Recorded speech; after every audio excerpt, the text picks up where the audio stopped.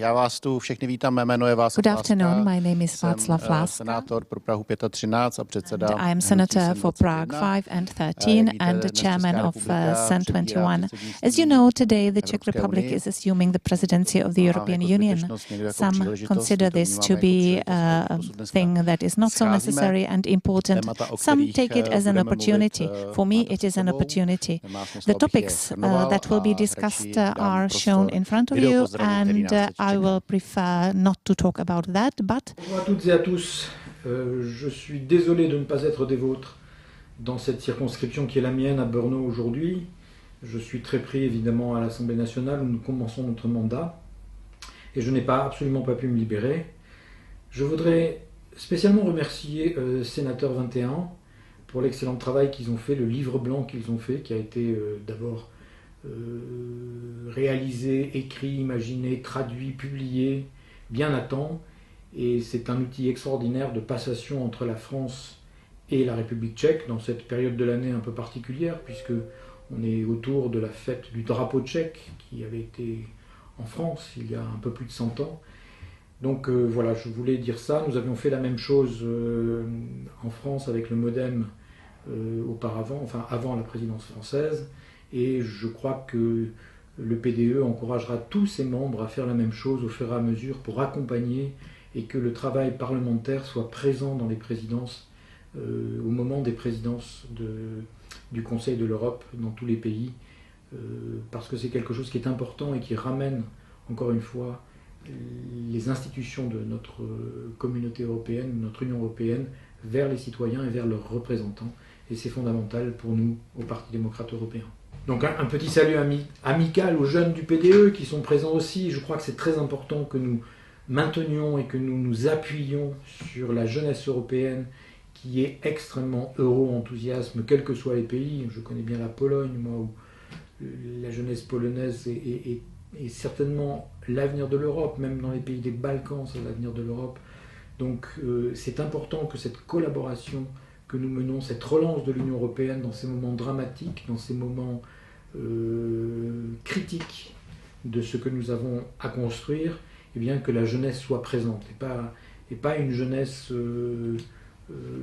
qu'on a tendance parfois à voir comme exigeante, consommatrice, que beaucoup de gens critiquent. Moi je crois beaucoup à la jeunesse, même si ce n'est pas tout à fait les mêmes courroies de transmission, les mêmes manières de communiquer, les mêmes manières de s'engager que ce que nous connaissions quand nous étions jeunes. Eh bien je crois profondément en la jeunesse européenne et il est fondamental de créer ces espaces comme aujourd'hui pour que la jeunesse et les moins jeunes se rencontrent, même s'ils n'ont pas tout à fait les mêmes formes d'engagement citoyen. Cette série d'événements, l'Europe des solutions, dont nous faisons aujourd'hui l'étape à Brno, est fondamentale pour le PDE, pour le Parti démocrate européen. C'est plus qu'un événement, c'est plus qu'une série, c'est quelque chose qui, par son essence, nous relie à ce que nous voulons faire. Nous voulons montrer sur le terrain, au plus proche des gens, que l'Union européenne, c'est une très grande idée, mais qui s'imprime, qui s'incarne dans ce que nous faisons et dans les solutions qu'on trouve, qui parfois, dans le quotidien, on oublie que c'est l'Union européenne qui a fait l'autoroute, que c'est l'Union européenne qui a payé la caserne des pompiers, que c'est grâce à l'Union européenne qu'on est allé faire ses études ailleurs.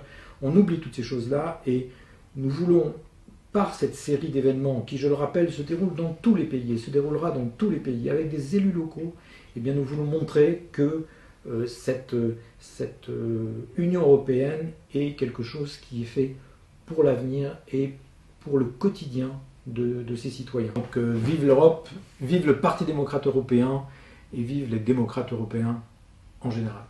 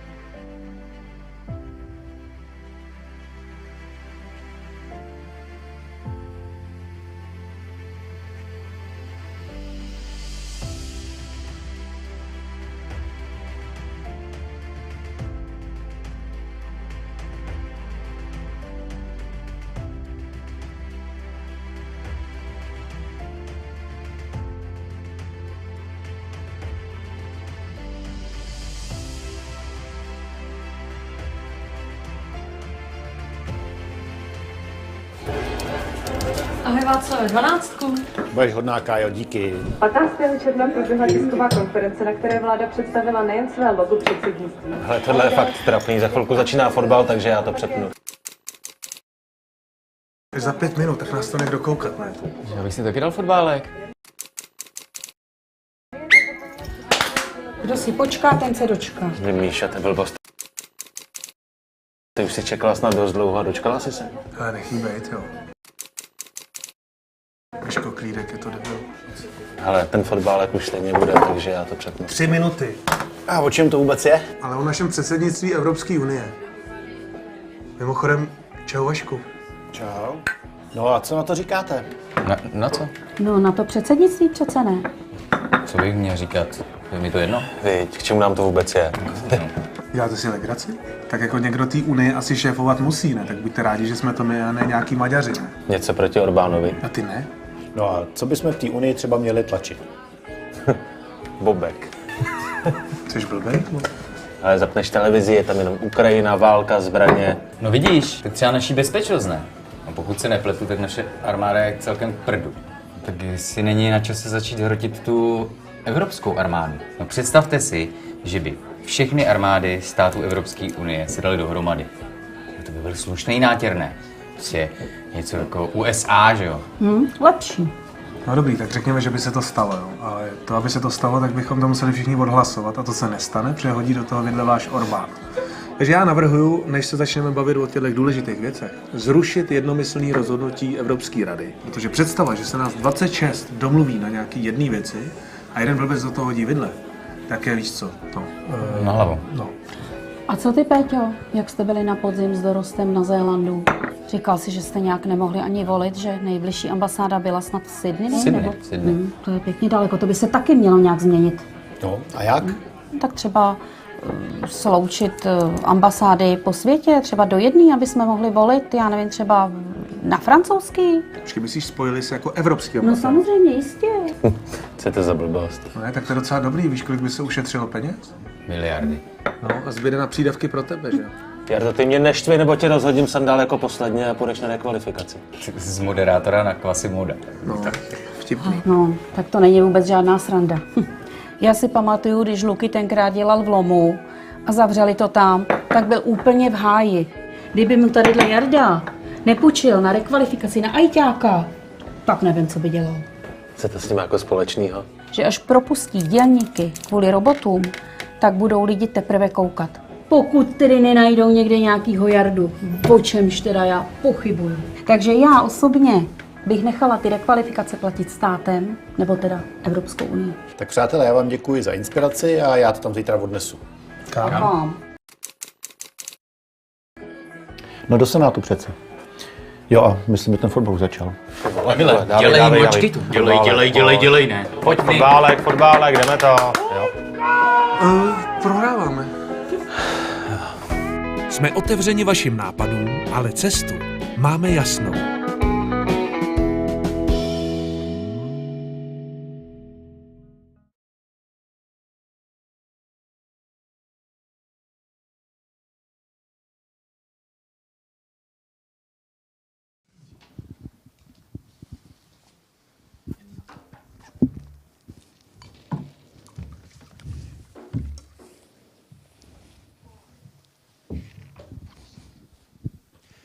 Takže dobrý den, já vás vítám. Good afternoon and welcome to Brno.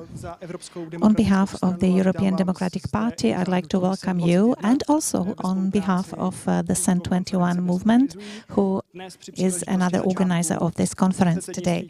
Today, on the first day of the Czech presidency, in introduction, you saw a video that we prepared for the opening of our presidency, and we are here to discuss the white paper on Europe. The reason why we prepared this discussion is that we want to introduce our alternative vision of what we think that the Czech presidency should look like. Originally, when we were preparing this document, which was a few months ago, at that time the Czech Republic and its government had no idea what priorities there would be, and it is the more pleasing for us that we found out that the content of our white paper for Europe is basically something that overlaps with the topics of the Czech Republic and its presidency, which is great news. I will introduce myself. My name is Lukáš Kostínek. I am vice chairman of CEN21. Another speaker and the main author of a white paper is Samuel Týče, secretary of our movement. And the third speaker, who will primarily sum up the priorities of the Czech presidency and will also comment on our white paper, Ivo Kaplan, chairman of the board of the European Institute Renaissance and vice president of European Anti-Poverty Network. So, an introduction to our white paper. It is divided into 5 topics. You can see them in front of you, and online you can find it on the website, and I believe that you will also find it on Facebook. There are 5 main categories and 3 subcategories. First is green and sustainable politics, economic issues, human rights, institutions and their development, geopolitics and international relations. These are the 5 topics. And the 5th, for us, is the most important for the future of the European Union. In green and sustainable policy, we want to reduce the deforestation of rainforests. The EU has no rainforest on its territory, but it is a global actor who should positively influence what is happening to the natural resources in the rest of the world, because it touches us as well. Protection of water and end of the use of fossil power stations. We are happy that our government has power security or energy security as one of its main topics, and that also means transition from fossil fuels to green resources. Now the question is how this is going to look. However, we will have to do this anyway, because otherwise we will be blackmailed by Russia forever. Redistribution of agricultural subsidies. This is a primarily Czech topic, because here, especially under the previous government, there was often a conflict of interest of our Prime Minister and his Agrofert company, and often there was speculative shifting of European subsidies to Agrofert, and this was a company that drew on a lot of money every year. And in this respect, we'd like to talk about the necessity to give preference to small farms and agricultural companies, because in the Czech Republic you see huge fields that are not so good for the environment. They are not so good for the competitiveness of local farmers. It is common in other European countries that small farmers are those that create the landscape. Then there are the economic issues. We've got protection from investors from foreign countries, especially in housing stock and in housing in general. We all know that the real estate market in the Czech Republic is one of the most affected currently by the growth of prices, inflation, and it was developing in a very unhealthy way. Now young people have no chance to find their own housing and be able to afford it, and this is going to be getting worse. One of the main reasons is insufficient housing development in the past years due to the lengthy processes, and also another reason was that foreign investors are not limited in buying real estate and invest here, and they took advantage of this and the fact that real estate was rather cheap for them in the Czech Republic. And the result was that now there are housing funds, purely investment housing funds. což samozřejmě se nepříliš which of course was not very well reflected among young people. And the Czech government should have this as one of their main priorities, because it is a unique problem, and it is not going to be unique for the Czech Republic, even though it is the worst manifested in the Czech Republic, but there are other member states who have lower buying power. Then there is the gender pay gap. I will hand over to Samuel here.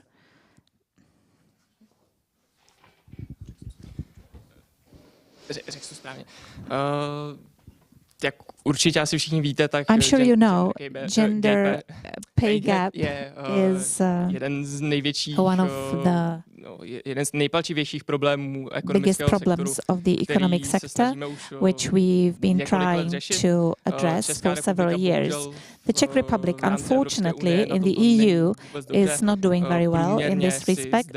On average, women make 16.4% less than men for the same work, which is 3.4% more than the average in the EU.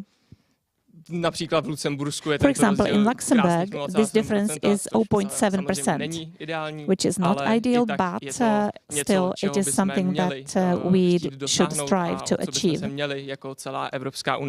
throughout the European Union. Způsobů, jak toto řešit, The je spoustu. methods Ten, který are já various. si myslím, že by měl být jeden I z think hlavních, one of the main který si myslím, že methods začíná už u should mladých lidí, be jako something that starts with young people, such as myself, students, not only students of universities, but also students of secondary schools, and they should get at least basic information, basic education about what employees can do to you, what they can afford to do,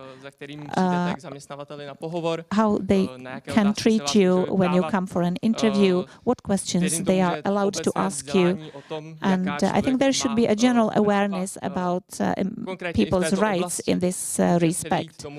And if people are aware of their rights, it can lead to a situation where the pay gap is overcome.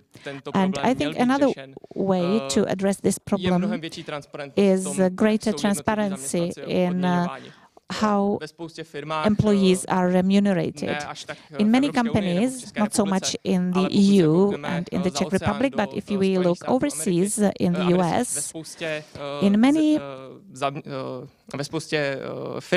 companies, it is prohibited to speak to other people about your salary or wages, because obviously you are not getting the same money for the same kind of work.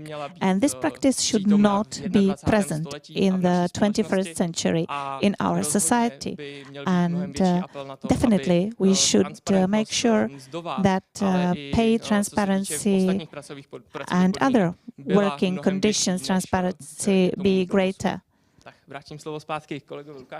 So back to Lukáš. Já sekci ekonomických otázek ukončím jen zmínkou. I will mention the third topic, and that is ensuring transparency of ownership structures of legal entities based in an EU member state. This issue undoubtedly has been improving, especially in countries such as the Netherlands, Luxembourg, Cyprus, but still it is possible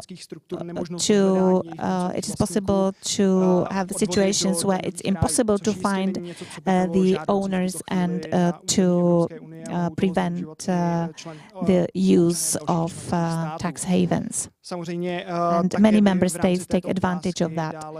And under this issue, it would be desirable to open the World Trade Organization's agreement on the flat tax 15%. And it should be enforced consistently in all EU member states. Maybe we could ask whether 15% is too little, because very often these companies do generate profit, but they do not reinvest.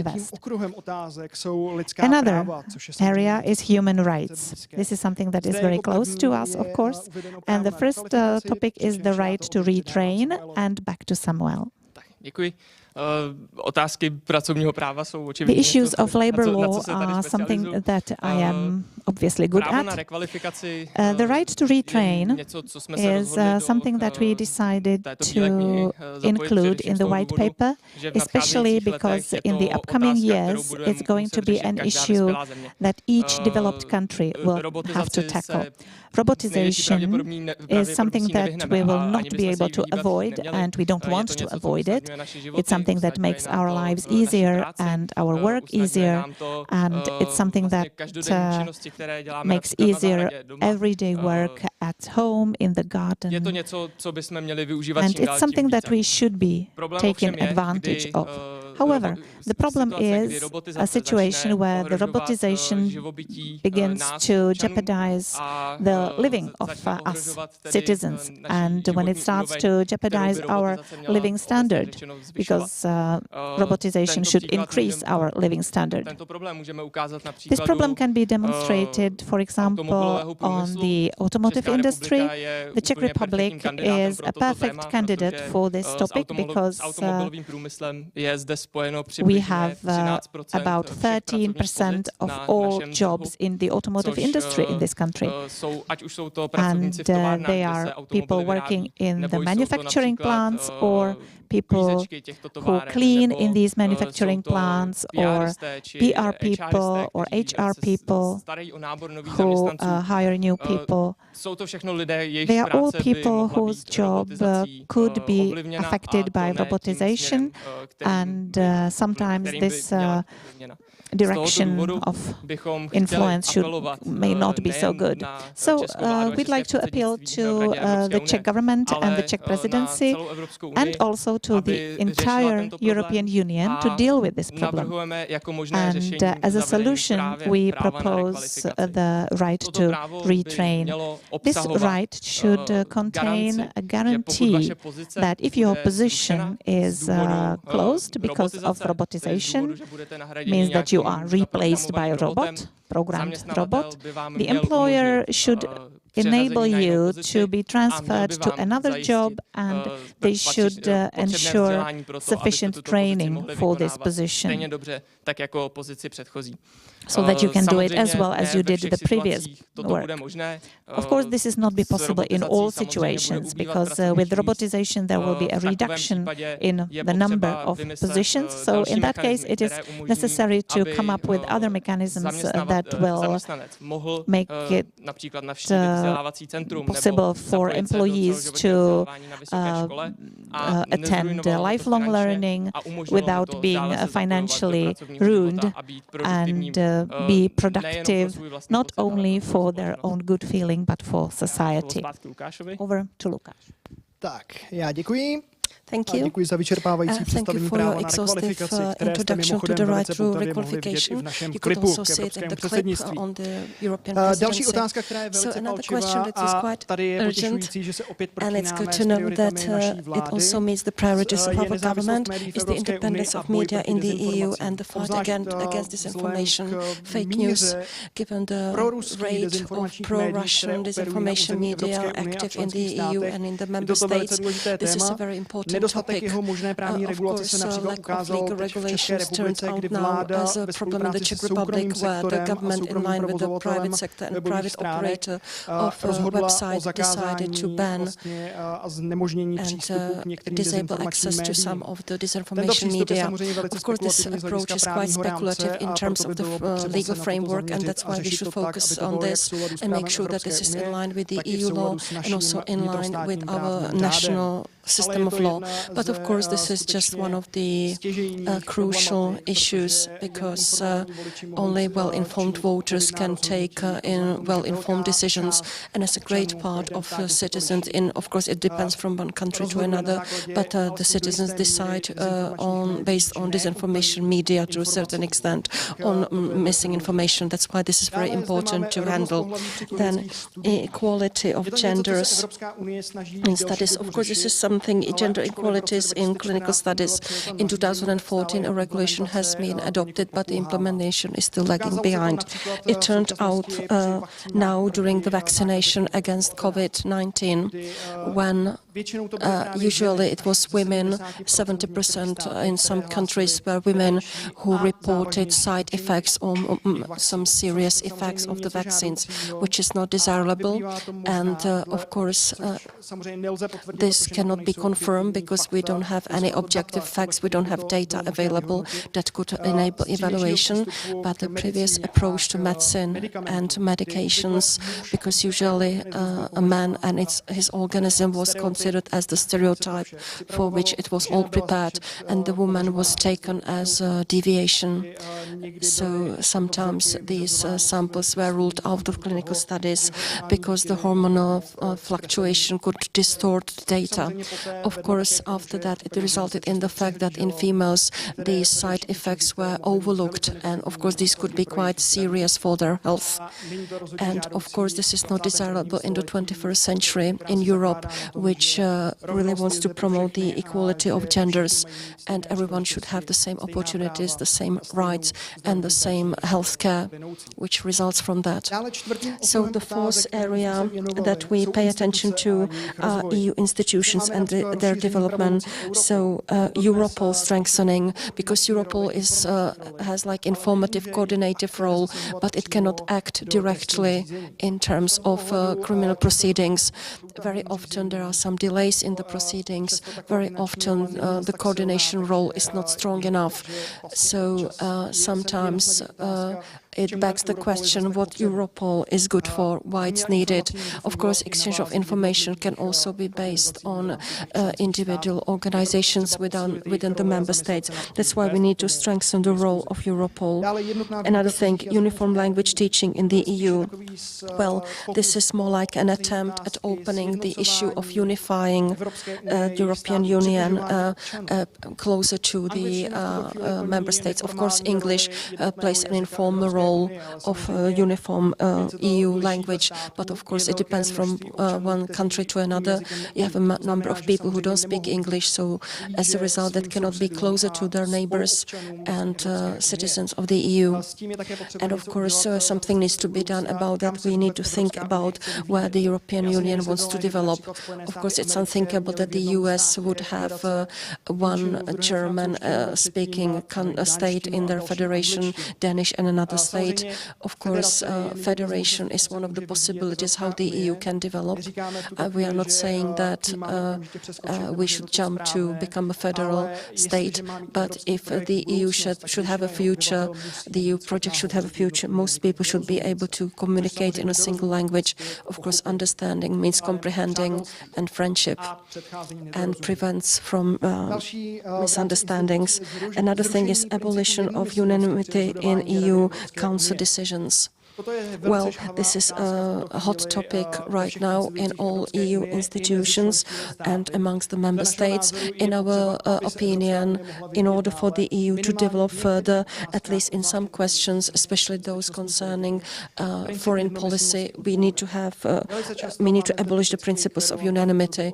Usually you have like Orbán in Hungary, and he often sets conditions under which he is willing to agree with something or rejects to come to a constructive approach. So if the abolition of unanimity the principle of unanimity was abolished, then the members would have to provide arguments, say why something is not possible. That's why we are in favor of abolishing the unanimity principle. So another area we would like to discuss as the Czech Republic, geopolitics and international relations. Here we want to think about unified EU embassies abroad.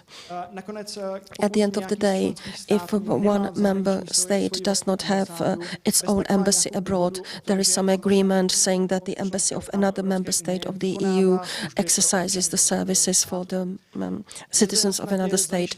Of course, it begs the question whether it would also result result in major cost reduction if this was more joined together, if there was a higher degree of cooperation. Of course, it doesn't mean that the EU member states would lose their individuality. Of course, they would have their representatives, but they could share the cost of the spaces, they should share the cost of the civil servants working on site. At the same time, it would streamline the standard of services abroad. Another thing is establishment of the EU task force. Again, this is in response similarly to the priorities of our presidency in the EU. This responds to the Russian threat and the need of higher cooperation of the EU. Several years ago, there were three scenarios of military cooperation in the EU. One of them was to intensify the cooperation, exchange of information on a voluntary basis. The second one was to strengthen the uniform tenders, some informal leadership, management of some of the structures, and the third one was to deal with the uniform European army. Again, we believe that given the current crisis, when each member state has its own tenders to choose military material contractors, then of course it doesn't have to be compatible with the other states, and it's all based on a voluntary basis. And you see here in the Czech Republic, if you look at the tender for the armed transporters, 8 years later you can cancel the tender because it's not well prepared, because you have a risk of corruption and it could be contested. So we find it absurd that 8 years later nothing is ready enough, which is one of the ways to prevent from this. So the EU task force should be the first step towards the military cooperation that should be enforced in the EU, where at least some of the units would be under uniform European leadership. Of course, when you negotiate with Russia or with some other, let's say, partners or, let's say, some rivals, this would also strengthen the position of the EU, which is a positive step. And the last point, investments in African countries. This is quite a dubious and questionable topic, but of course it interlinks with the priorities of our presidency. The greatest risk is not Russia for the EU, but the greatest risk is as a result of climate change, results in temperatures, then the famine, and the migration from Africa could be a risk. So the best way is to address the issue on the spot. We should not deal with the consequences at our borders, but we should prevent from such migration. Of course, investments in African countries often may result in corruptions or insufficient help for those in need. So then you cannot really prevent from the migration. So of course you need to have a professional discussion how to be as efficient as possible in cooperation with the local partners, how to stabilize the countries and to bring help to those in need. So these are our 5 points concerning the presidency. So now I would like to give the floor to Ivo Kablan, who will comment on the actual priorities of the Czech government and the Czech Republic. Thank you for the floor. Well, first and foremost, I would like to welcome you here. Thank you for coming. And those that are connected online, I hope you understand the importance of today's event. So why is it important? The point is that this is the first day of our presidency in the EU Council after 13 years. We believe that this time the government of the Czech Republic will complete the presidency, which wasn't the case, unfortunately, last time, with the same composition of the government. So I would like to say that all the priorities that have been introduced by the team of CEN21 are okay, in my view, and I can definitely support these priorities and subscribe to them. But I would like to draw your attention to things that could not be included in the document because, of course, this is something that we worked on in the past months. So the first priority of the Czech government is to manage the refugee crisis and post-war restoration of Ukraine. Here, I would like to say that the restoration of Ukraine will be the topic of many new presidencies in the EU. And we will be happy if in the next half year there will not be any escalation of the conflict.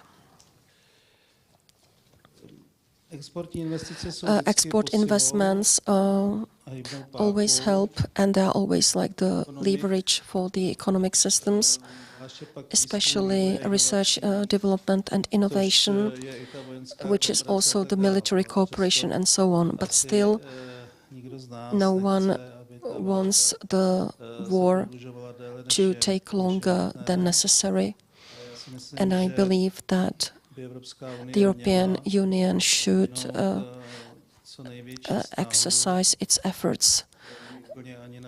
So it's not really up to the presidency, it's not really up to the Czech Republic, but it's up to the President of the European Council and his representatives in charge of foreign policy to find a strategy together with the partners from the NATO so that we could start discussing armistice during our presidency. I believe that this is the most important task. And another reason is, as indicated by Mr. Kostik, the risk for Europe is in Africa. And I believe that people in Moscow are fully aware of this. So we need to find such solutions that do not strengthen the position of China in Africa, Russia in Europe, or in India, and so on. Of course, this requires experience, expertise, and certain skills, and I believe that we have people like that amongst European diplomats. Well, we need to be careful to make sure that such measures do not result in the exodus of people from Africa, so that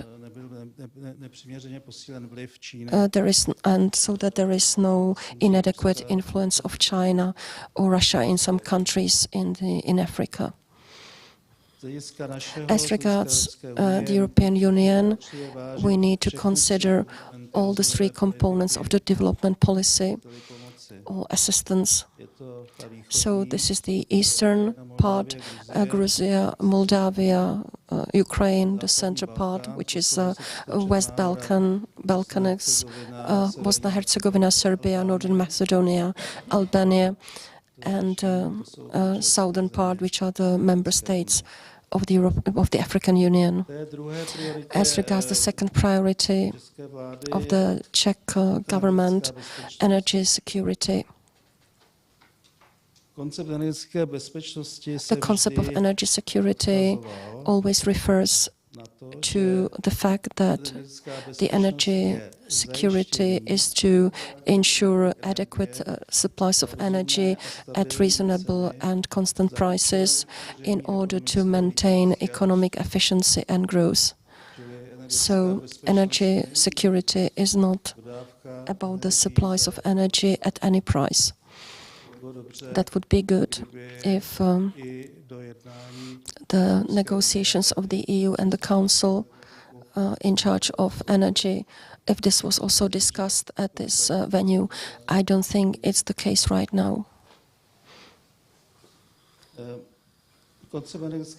So energy security is a highly normalized process, which means that various things take place at various times and for various stakeholders.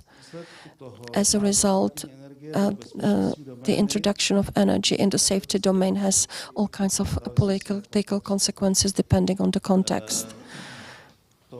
This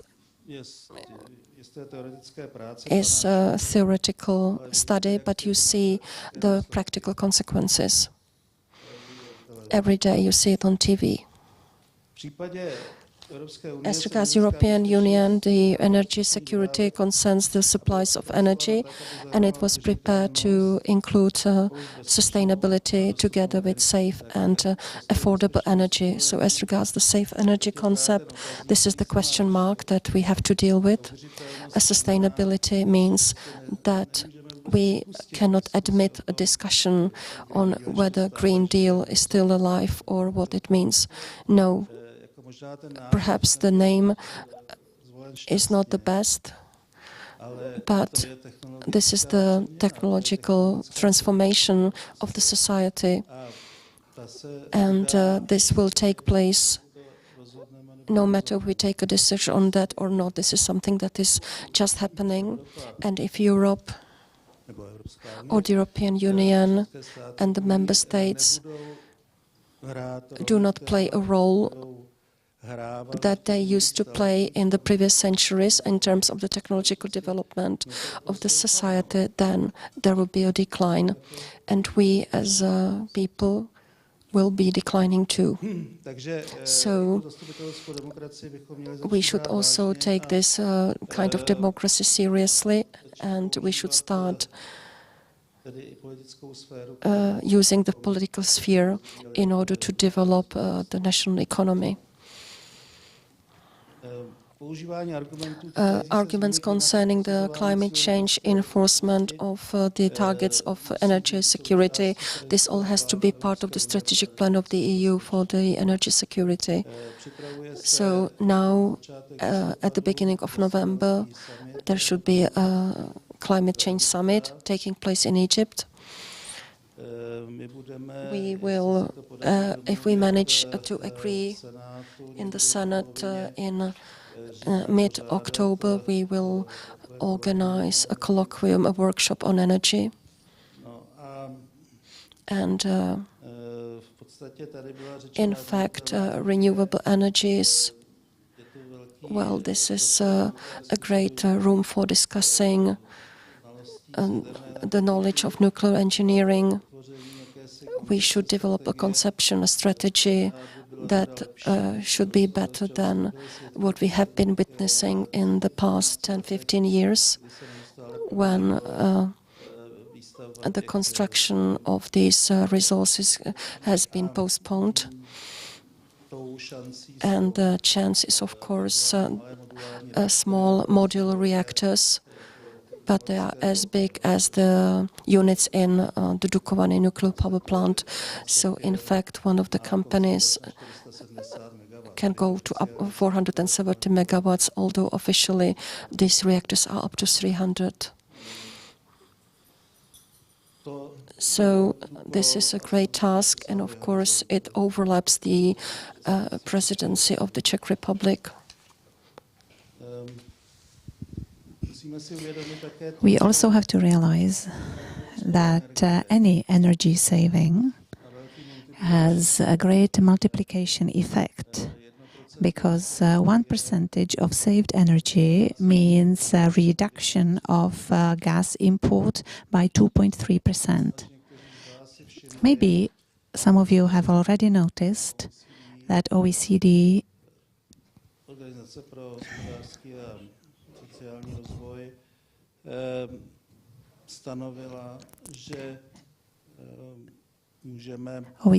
defined that we can reduce through savings, like we will drive slower or we will save on energy, that in this way we can save somewhere between 5 and 15% of energy. But still, we have to realize that the overall import of gas from Russia is 180, 170 billion cubic meters.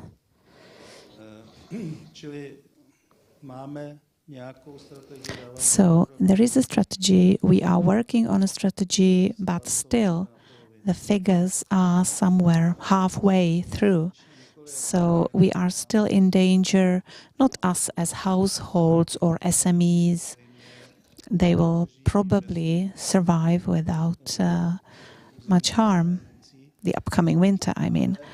But overall, we have to adapt our economy to the situation. And Green Deal, or Green Deal in inverted commas, or technology conversion, technology transition, digital transition, whatever you call it, it is absolutely necessary in order to survive for all of us.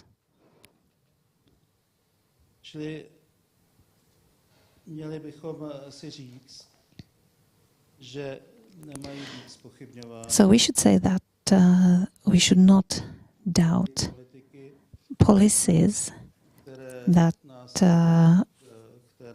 lead us toward the new ways. They are often labeled as progressivist. Well, let's not take this as a bad name. Let's take it as a description.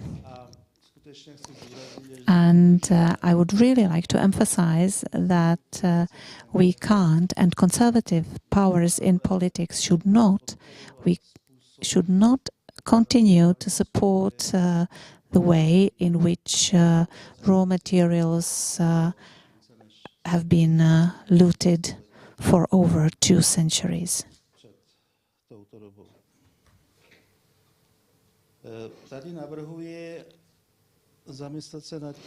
I suggest that we reflect on some universal or versatile institutions which will be able to discuss this in the light of new knowledge and new inventions. The so-called Climatic Council, it could be a part of United Nations, and in the future it might be able to replace the Security Council, because in a way the climate change is the first risk. It's the number 1 risk for all of us.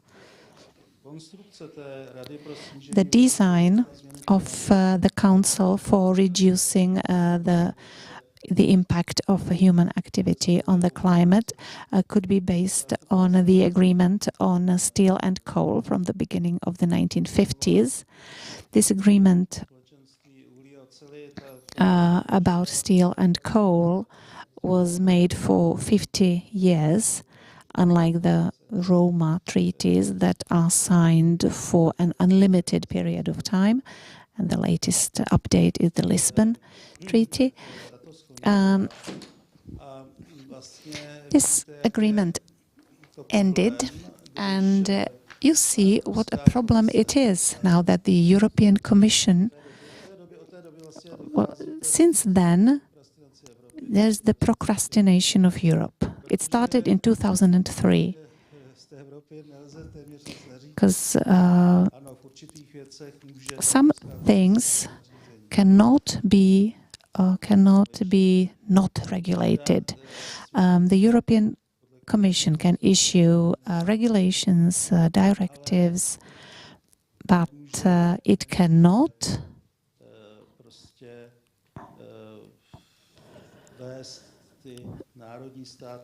lead the national states without reaching an agreement with them. Nowadays, the European Parliament and Council are involved in the preparation of legislation, and the European Commission proposes legislation, and the process is very complex, and it requires a lot of knowledge and expertise, and for people it is not so easy to understand, for common people. So finding things like the white paper on Europe or other tools and instruments that explain things to people, it is all extremely important. and it is for the benefit of all. Then there are two more priorities, cybersecurity and resilience of the European economy. I will briefly say that in the white paper that you are all looking at, you will find out a lot about these possibilities. What I would like to emphasize is one thing. Cybersecurity and strengthening the defense capacity and resilience of the European economy, all this has to go hand in hand, because these are all communicating vessels, and the more we are able to involve European bodies and national bodies. In July there will be the so-called COSSA, and the more we discuss and the more we find solutions, the better we will get to our goal.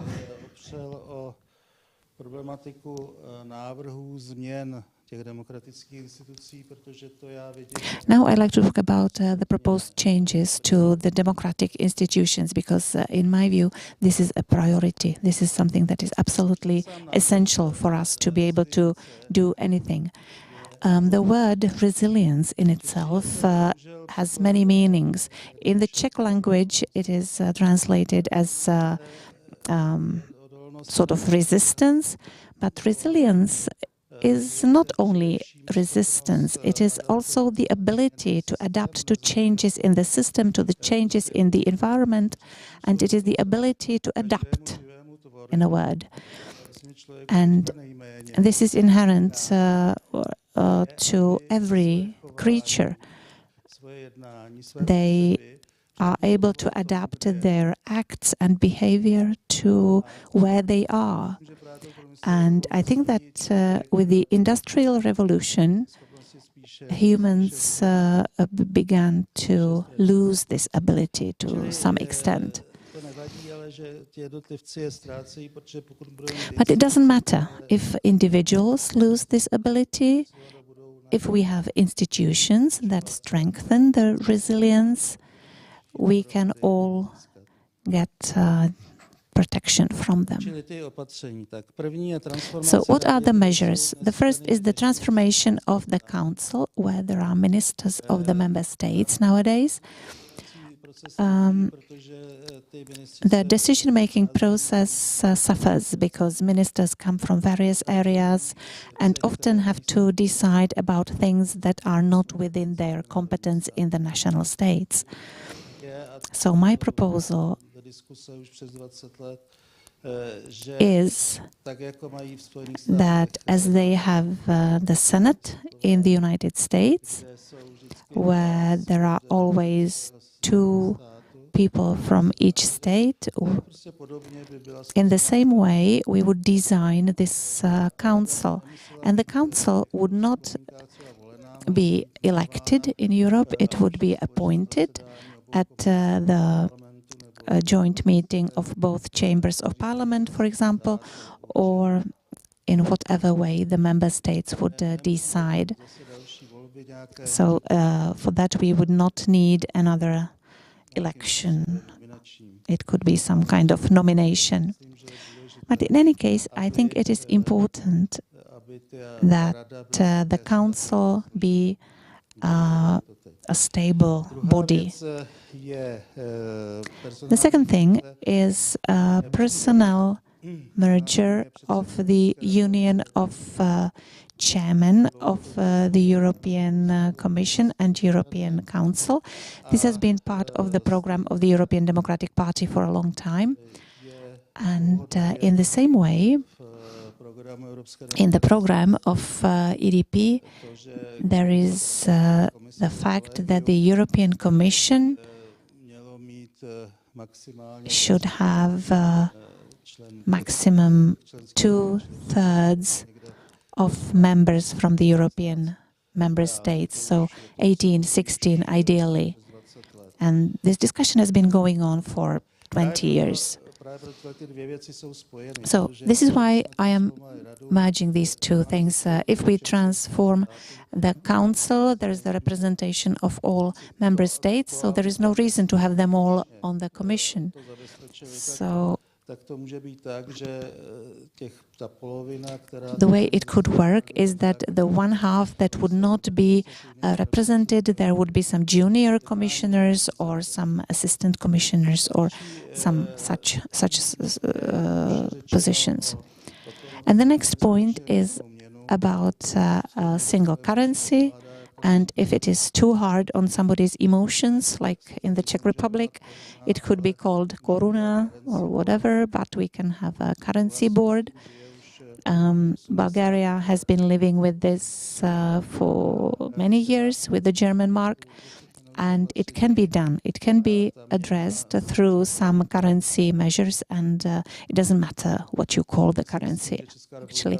I think that the Czech Republic is losing a lot due to the fact that it is not a Euro country.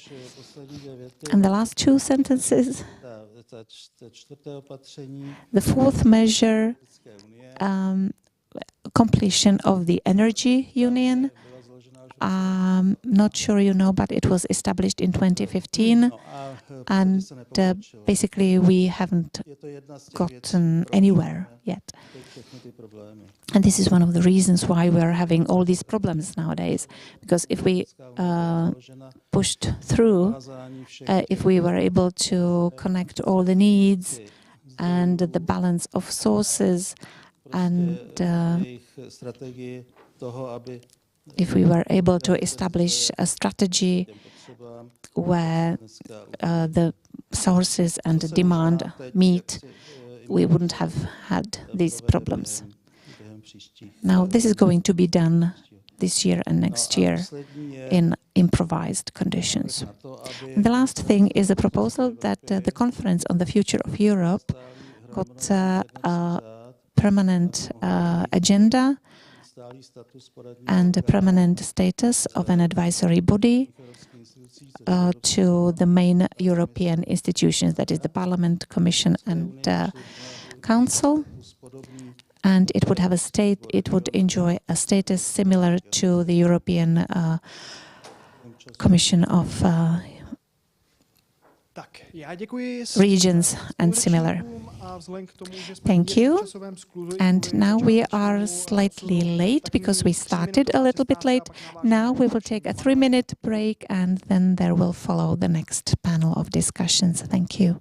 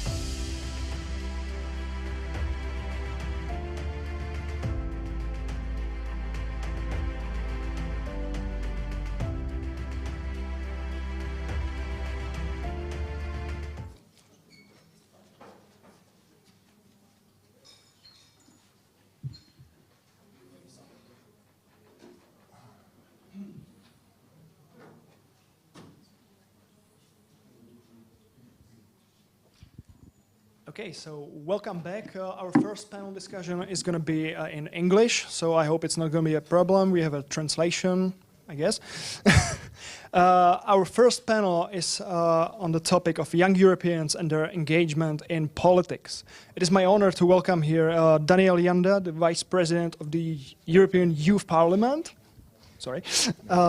Then Andrzej Potočky, I'm sorry if I read it wrong, the Vice President of the European Democratic Party and former member of Polish Sejm, and Samuel Tice, our Secretary of the CEN21 movement. First, I would like kindly ask Daniel to have his introduction remarks. So hello, thank you for having me. My name is Daniel Janda. I'm the Vice President of the European Youth Parliament in the Czech Republic. We are a student non-profit, or student politically neutral non-profit. We were founded in 1987, or the entire EYP network was founded in 1987 in France. We will be celebrating 25 years of working here in the Czech Republic. And we are one of 40 member organizations under the EYP network umbrella. Our mission is to give students and young Europeans from all over the European continent a platform for international dialogue and to motivate them into active citizenship, tolerance, and even personal growth. The intercultural dialogue is further supported by the fact that all of our events are held in English. We, as EYP Czech Republic, organize 3 events a year. For about 150 young European students each. At these events, we separate the delegates or the students into smaller working groups, which we call committees, and each committee gets a topic that they discuss over the course of the conference. Their goal is to come to a conclusion, to a solution to their given topic, and then they get to defend this resolution in front of a General Assembly. As these are kind of diplomatic simulations, we of course give everybody the opportunity to give their opinions on others' resolutions and then vote on them. Besides the fact that we get students with different ethnic, cultural, and other economic and whatever else backgrounds to communicate with each other, we also try to give students the opportunity to discuss directly with decision makers.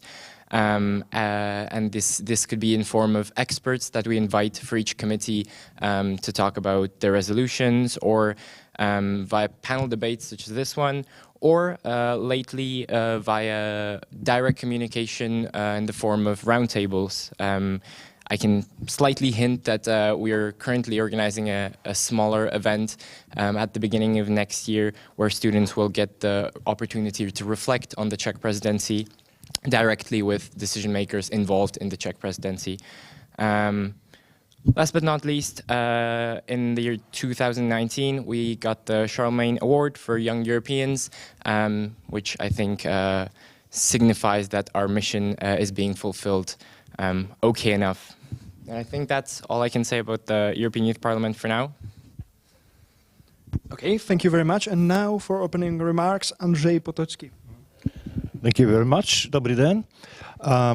I just want to first refer to my own experience, because I started my so-called political career while I was 27 years old. I was first elected to the national parliament.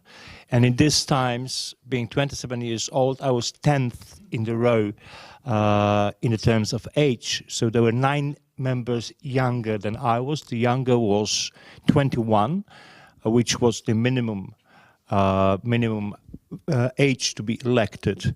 Well, I think I was the only one who made, from this generation, who made a real impact on politics, in the sense that I was elected 3 times consecutive in row. The other members of my age disappeared quickly. Why it happened so?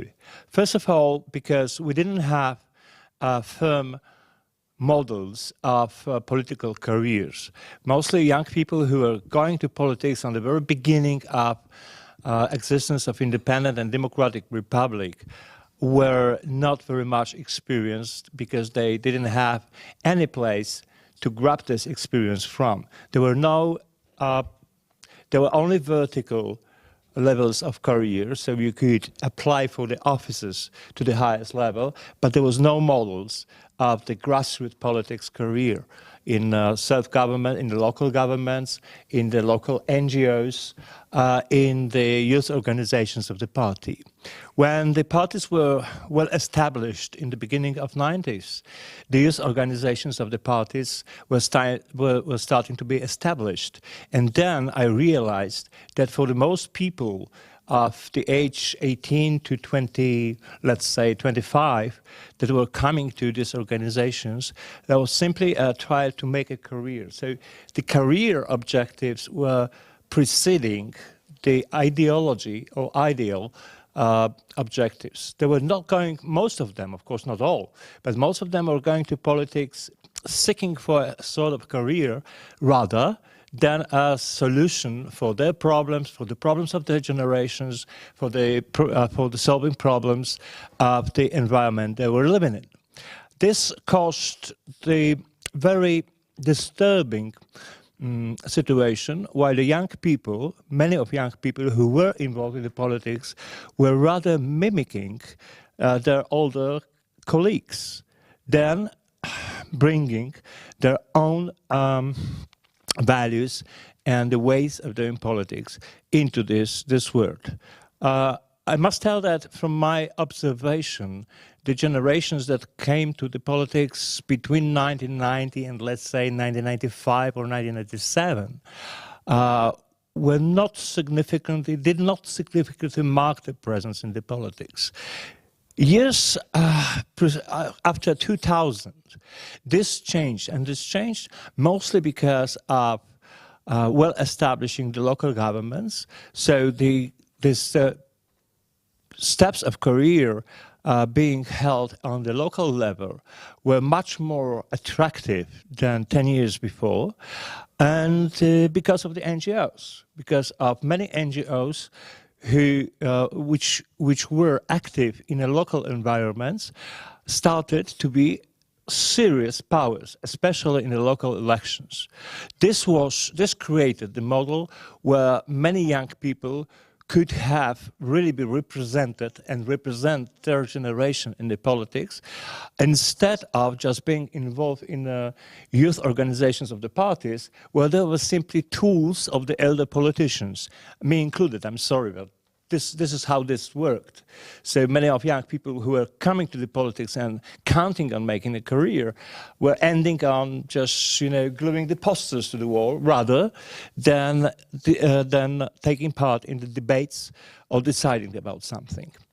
I remember once, it was the first time that Poland was taking part in the elections to the European Parliament. And I didn't run. I was the chief of the campaign of my party. We were then like 3% in poll, which didn't give us a lot of chances to go.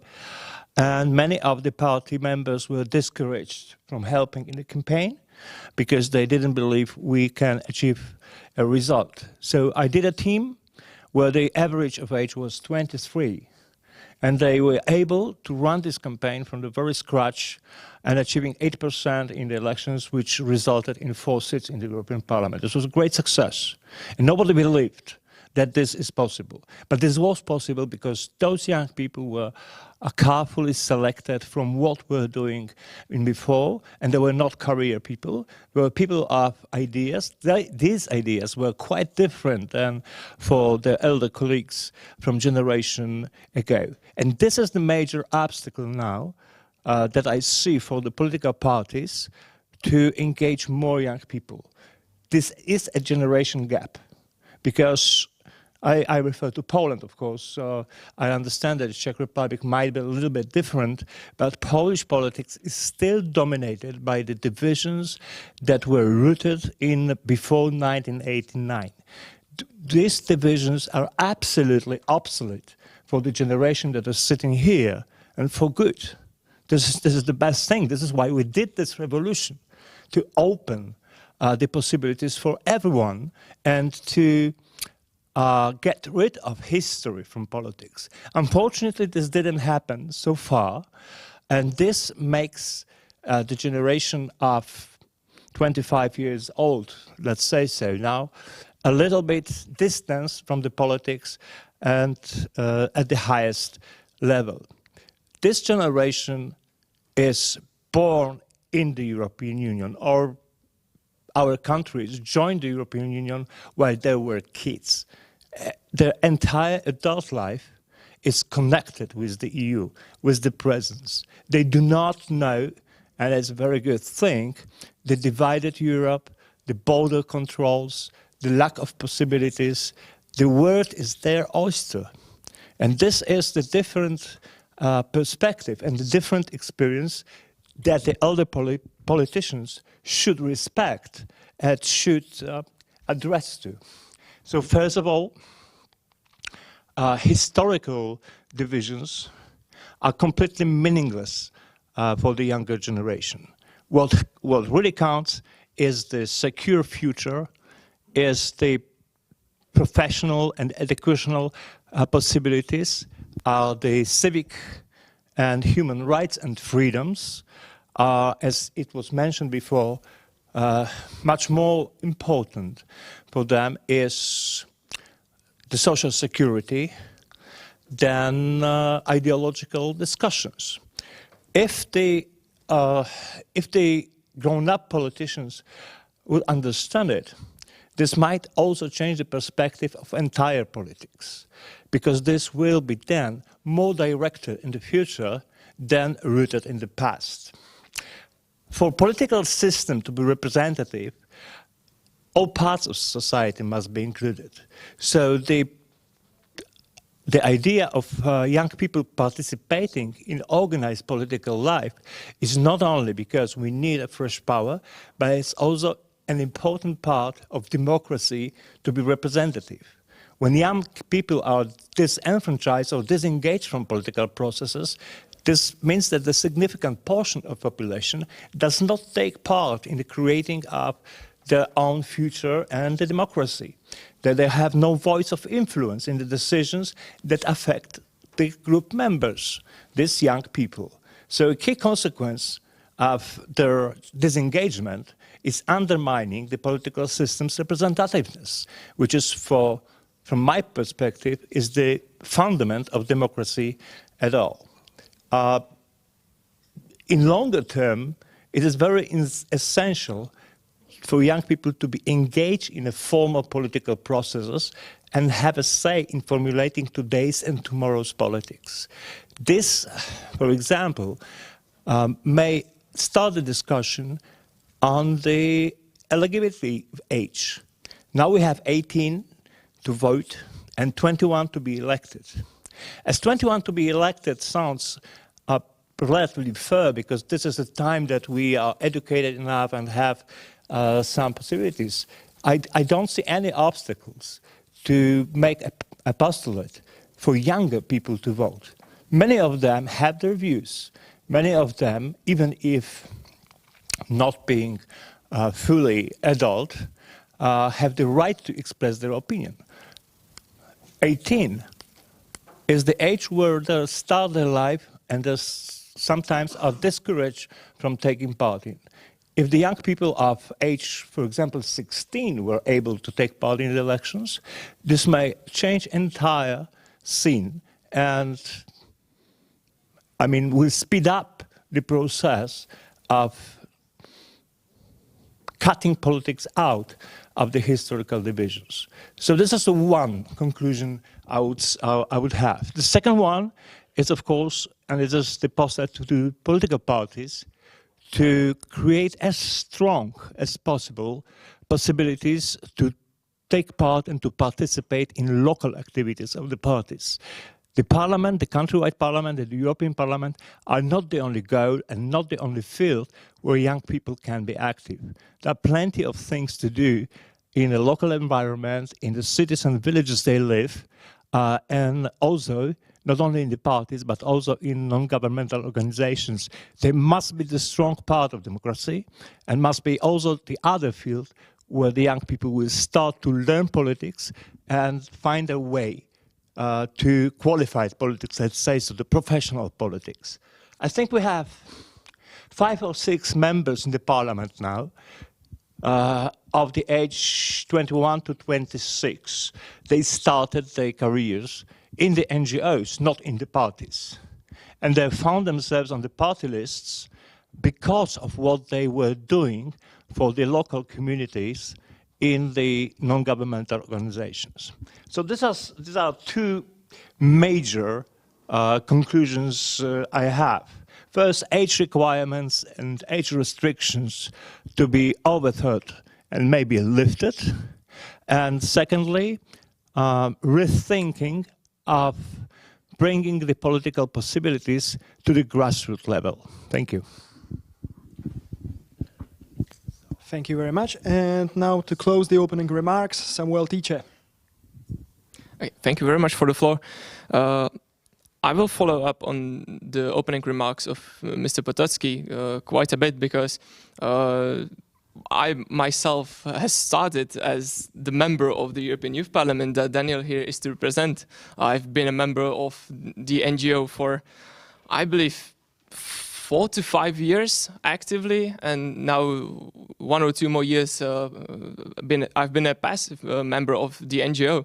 And it's something that has sparked my interest in politics the most. It wasn't the school, it wasn't the education that's supposed to inform you on how your country is being run or what your politicians are doing. You don't get to learn that here in Czech Republic. You learn the boring stuff, you learn the history, which most of the students are not interested in. But it's mostly the NGOs that spark your interest in politics. At least it was my case, and it was the case of a lot of my friends, not only from the European Youth Parliament, but from other organizations as well.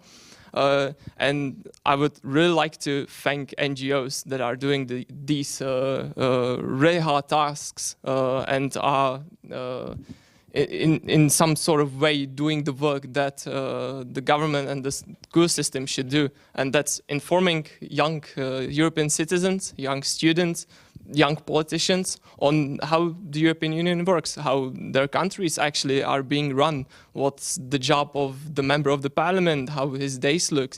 You don't usually get to learn much about that in our schools. And I think that's something really sad. I believe that it's something that we should focus on, and that it should be something to consider when thinking about how we can get more young people interested in politics, and how do we approach them, what do we tell them. The best thing I believe we can do is support NGOs like European Youth Parliament, which actually show them, hey, this is how a debate in the parliament looks like, or on a smaller scale, how a debate in the parliament should look like, what the committees do, how do they actually work, and how do they communicate between each other. And also, I believe that the age of 18 here in Czech Republic, the voting age is 18 years. So when you're 18 years old, you can go and vote in the elections. I believe that it can be 16 for elections into the municipality you live in, into the town you live in.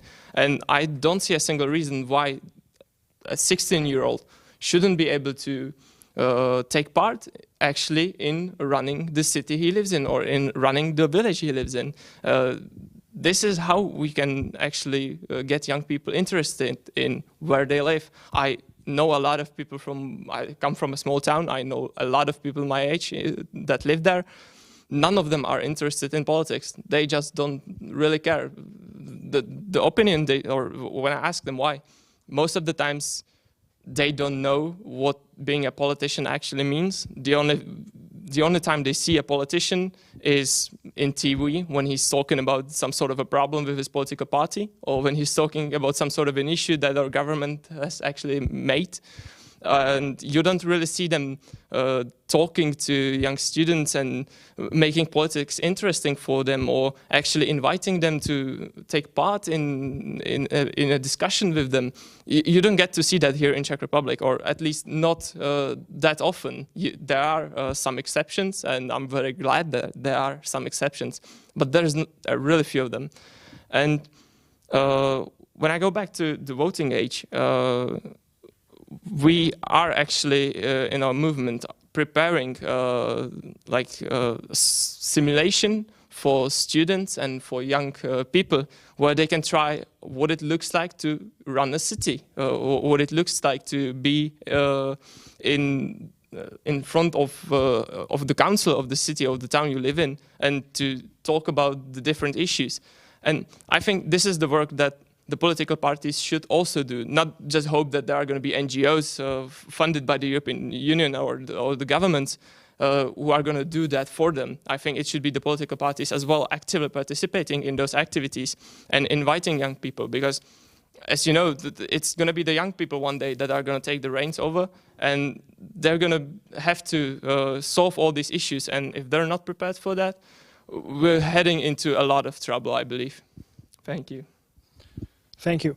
You all have concluded that the engagement of young people in politics is very important for each country. But as Samuel here mentioned, generally many young people in many European countries are not interested in engaging the politics. What are, in your opinion, the reasons for this phenomenon, and how would you solve it? What would you propose?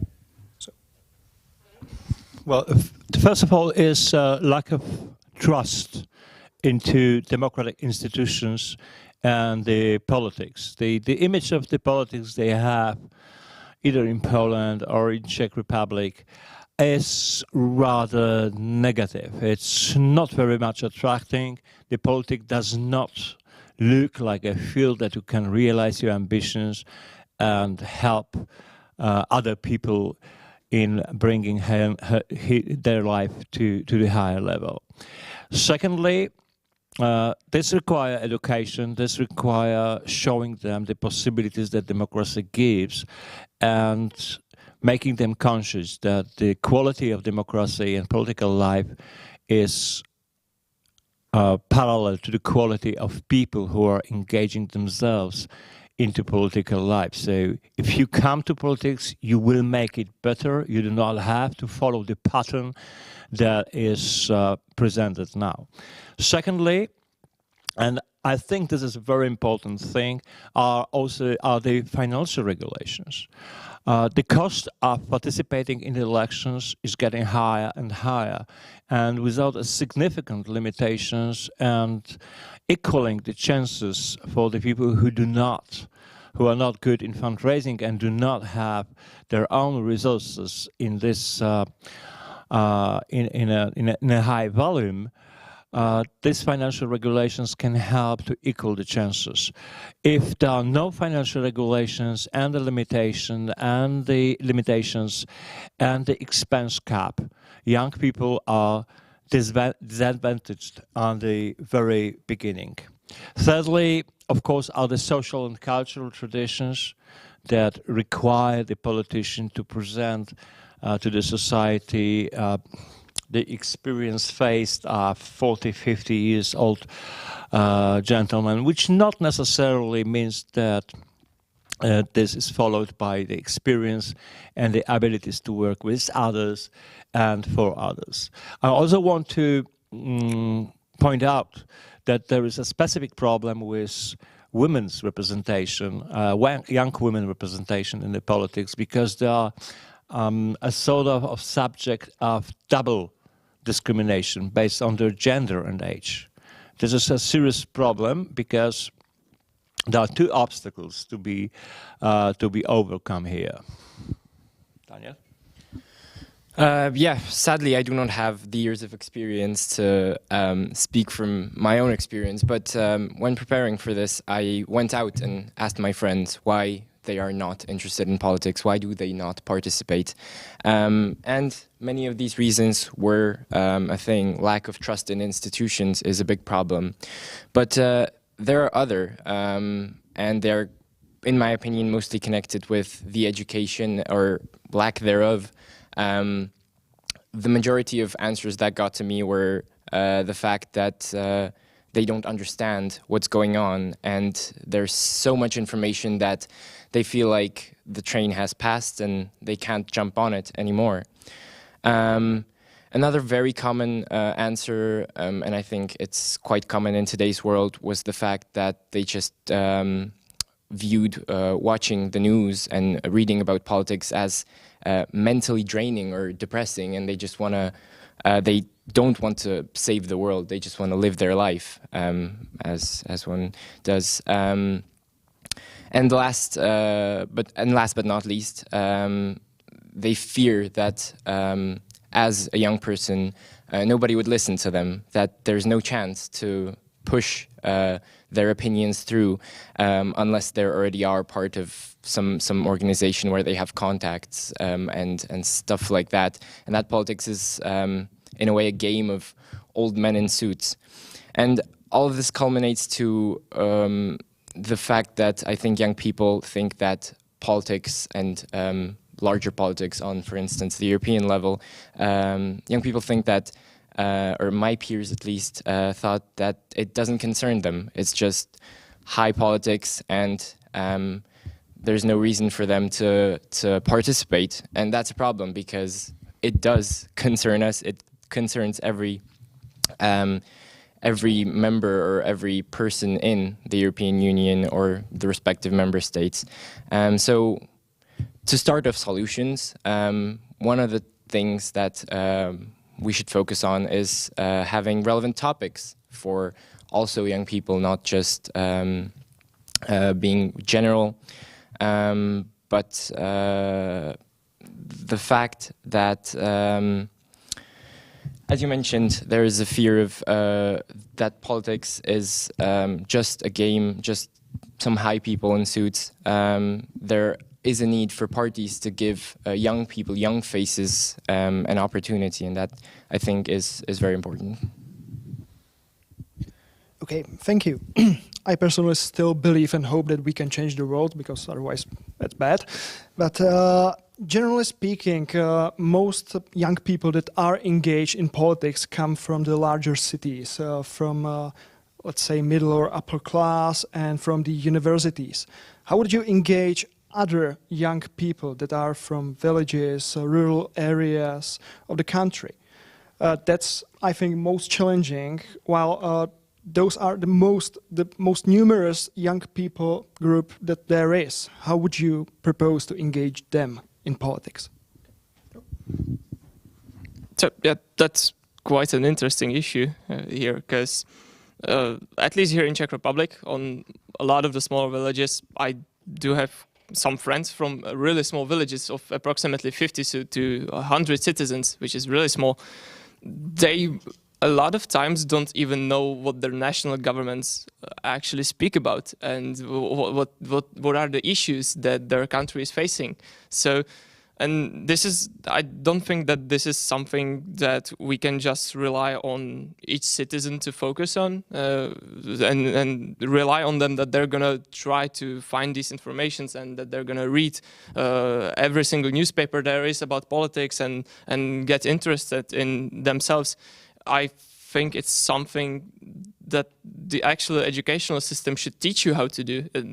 You should be taught how to find relevant information, because as it was previously stated here, politics is an extremely complicated topic. It's an extremely complicated issue, and for young people that have their own interests, they want to learn how to play a musical instrument, they want to travel the world, they want to experience some entertainment with their friends.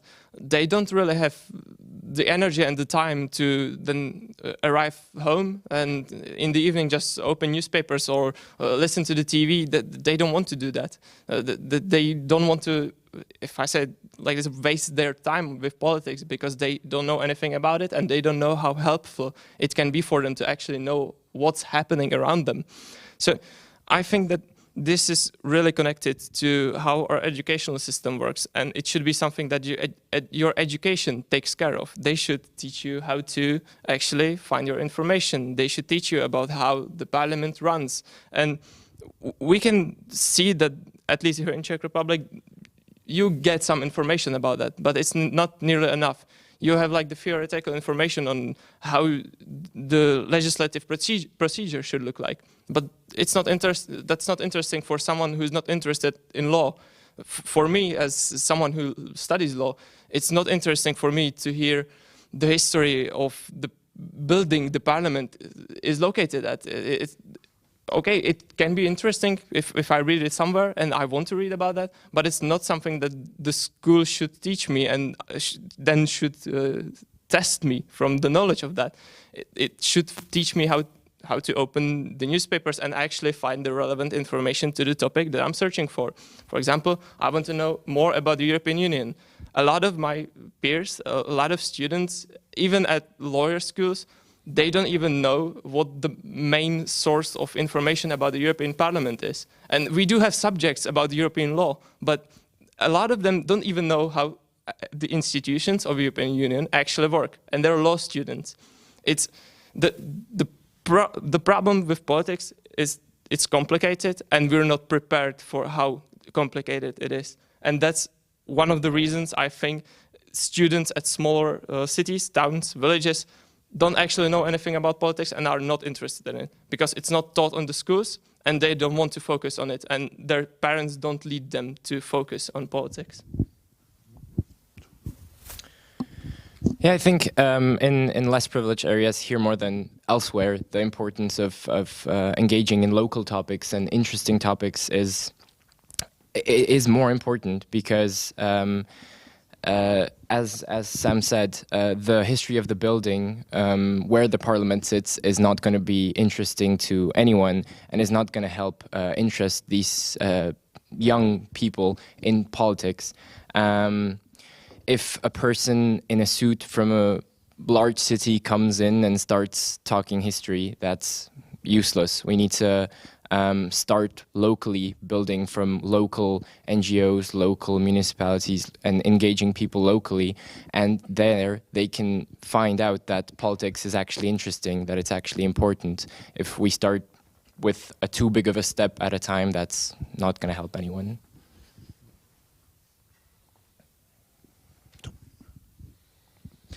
Okay.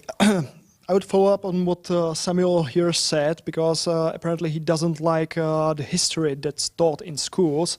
Well, definitely I can agree that the form of education is sometimes really boring, but I would disagree on the importance, because at least modern history, I think it's really important that we do not repeat the mistakes of the past, like the Nazi atrocities, communist takeover, the masses that follow new leaders that promise the, well, undoable.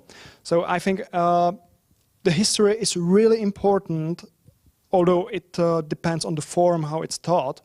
But I would like your thoughts. How would you reform the educational system? How would you engage young people more in it, so that they could really affect what they are learning, what their teachers teaching them? How would you change the subjects? What would you add? What would you, well, reduce? So, please. The biggest problem is with the volumes of the different subjects and their importance. Great importance is currently, at least in grammar schools, being put on history, being put on details of biology, details of geography, details that we simply do not need. If you want to study that subject, feel free, go for it. Go to university and study that subject.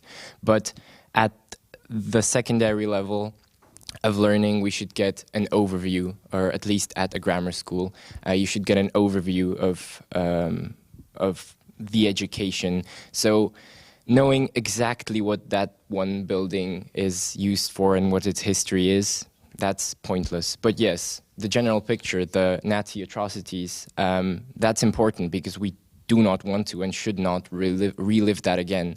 So it really depends on the weight that we give the material, and also on how the teachers present it to us. It's really important that teachers stay politically neutral in schools and do not force an ideology into us. Sadly, that's speaking from my own experience as a student, where many teachers just aren't neutral. And they should also give accurate and current information. For instance, studying politology earlier this year at my grammar school, our teacher gave us 10-year-old information. How is that supposed to motivate young people to be interested in politics and to actually understand politics when the information given to them is not accurate? That's just a problem. So teachers and the weights of each piece of information is, in my opinion, what's important here. Okay, I would also like to add that I think what we see in universities, some sort of student self-government, at least when teachers would like to hear their opinions on the matters, what they are teaching, or what they would like to improve on their teachers or in the school, I think it's also important, because in that case they get the feeling that their opinion actually matters and that the adults want to hear from them, which I think also can be very encouraging, and at least in the Czech Republic is mostly absent. So I would like to conclude by thanking all of the participants of this panel. Thank you very much, and we have we have a few minutes break, so we will return to you.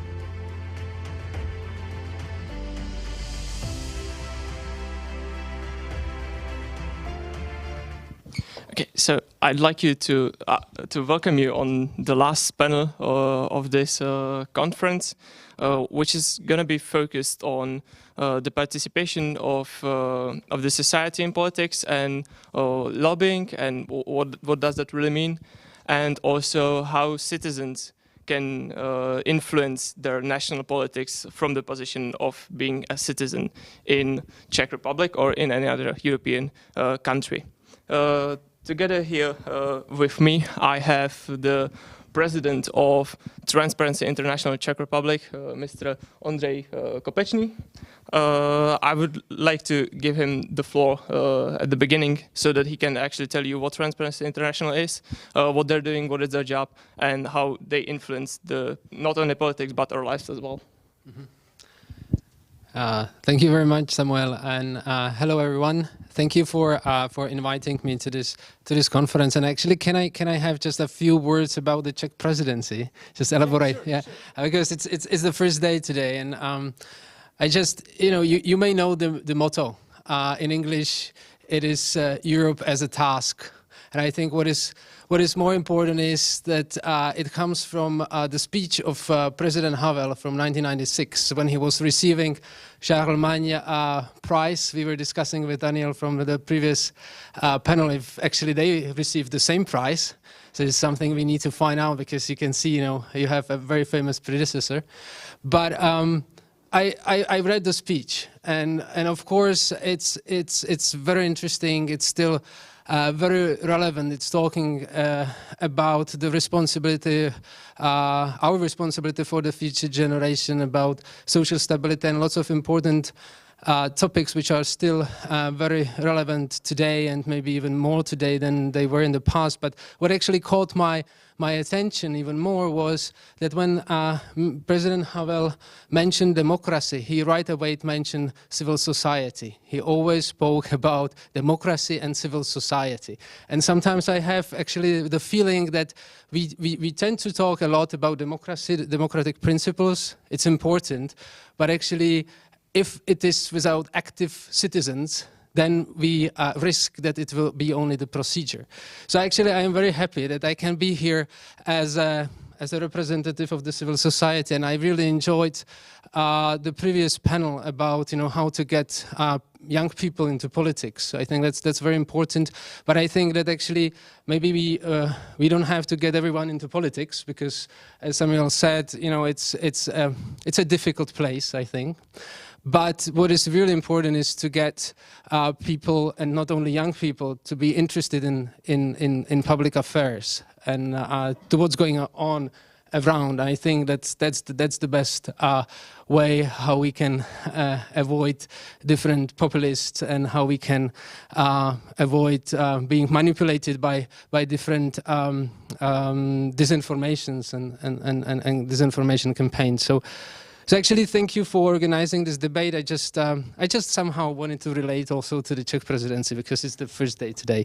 So, and now then, yeah, I will talk a little bit about what Transparency International does. Well, I think the first thing that I need to mention is that it is an international network which is present in more than 100 countries in the world. But what I'm going to talk in my few points relates to the Czech office.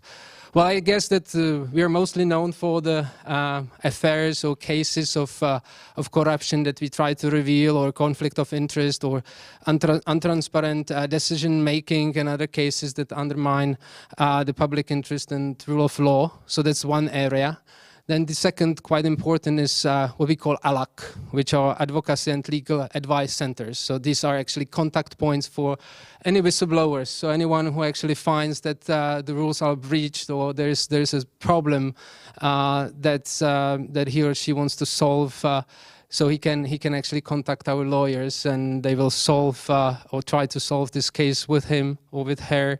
And also our lawyers work as a contact point for anyone who needs, for example, advice on how to organize a local referendum or stuff like that. Then we have an analytical department which is involved in disguising, or revealing all the complicated structures involved in offshore centers, which is now very relevant also with the war in the Ukraine and the EU sanctions. Actually, you need to find out who is the final beneficial owner.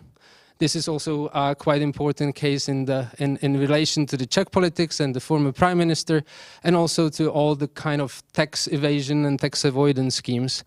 We have also foreign projects. I think that this is maybe not so known, but Transparency International Czech office is involved in Kosovo, Serbia, Myanmar, and Vietnam, where we try to actually support, well, in Serbia and Kosovo, we try to support, for example, the processes around transparent financing of the political parties. In Myanmar and Vietnam, the situation is much more complicated. And finally, we are lobbyists. We try to influence the legislation, the anti-corruption laws in the Czech Republic. Currently, we are trying to advocate for the law on lobbying, the law on whistleblowers, of course, the new law on the conflict of interest. But maybe one important area which we opened quite recently is also related to climate change and what we call carbon corruption. I think that very nicely relates to your white book, which was introduced at the beginning, and the climate change plays quite an important role there. And actually, in this project, we try to talk not only about that it is not good to steal money from the EU funds that we will receive, but it is actually important that the money are used for the purpose to really lower the carbon emissions, and this is also, you know, if this general interest or public interest is not fulfilled, this is also a problem. This is also kind of a, you know, a kidnapping of the public interest with very severe consequences. So I guess this probably sum up what we try to do in transparency. And maybe if you would like to get involved in public affairs, we monitor elections, and there is always elections in the Czech Republic. So in the autumn, if you want to, you know, be involved, we are always looking for some volunteers. So maybe this could be also a way how you can get involved in public affairs and even in politics later on. So thank you. Okay, thank you very much for the introduction of Transparency International. Together with us here is also Mr. István Szerta-Radics. I hope I've pronounced that correctly. He is the Deputy Secretary General of EDP and also a former mayor from Hungary of the town Ušća, if I'm pronouncing that correctly. Yeah. Yes, it's okay. So thank you very much for introducing me. And yes, I'm a former mayor. Ušća, it means narrow, I think. And it means that it could be the Slavian origin of the name. So, but I'm not a mayor, but I'm still the vice president or vice secretary general of EDP, and also the vice president of the party which is belonging to EDP from Hungary, and also I'm the member of a civic organization which was very active during the last parliamentary elections in Hungary, and maybe I can tell you something about this very interesting political experience of an NGO. How was it? So, how many times I have? 5 minutes. Oh, okay. I hope it would not be boring. I hope so. I take the opportunity to comment a little bit the very first panel about the program of the Czechish presidency. So it was the very first time I could have a overall picture. And I think it's a very up-to-date program and also a very ambitious program. So I can congratulate, and even I really appreciate that the reform of European Union institutions and anonymity. How I can pronounce so. So nobody could make a veto. It could be very important. because as a Hungarian citizen, I experience every day what the Orbán regime is doing that, and unfortunately, all the public media and maybe 85% of the private media is in the hand of Viktor Orbán and his circle, and a lot of Hungarian people is convinced that what the Orbán regime is dictating is the right way, but it is not, of course. And it's a very good self-defending mechanism of the European Union not to let anybody to stop any kind of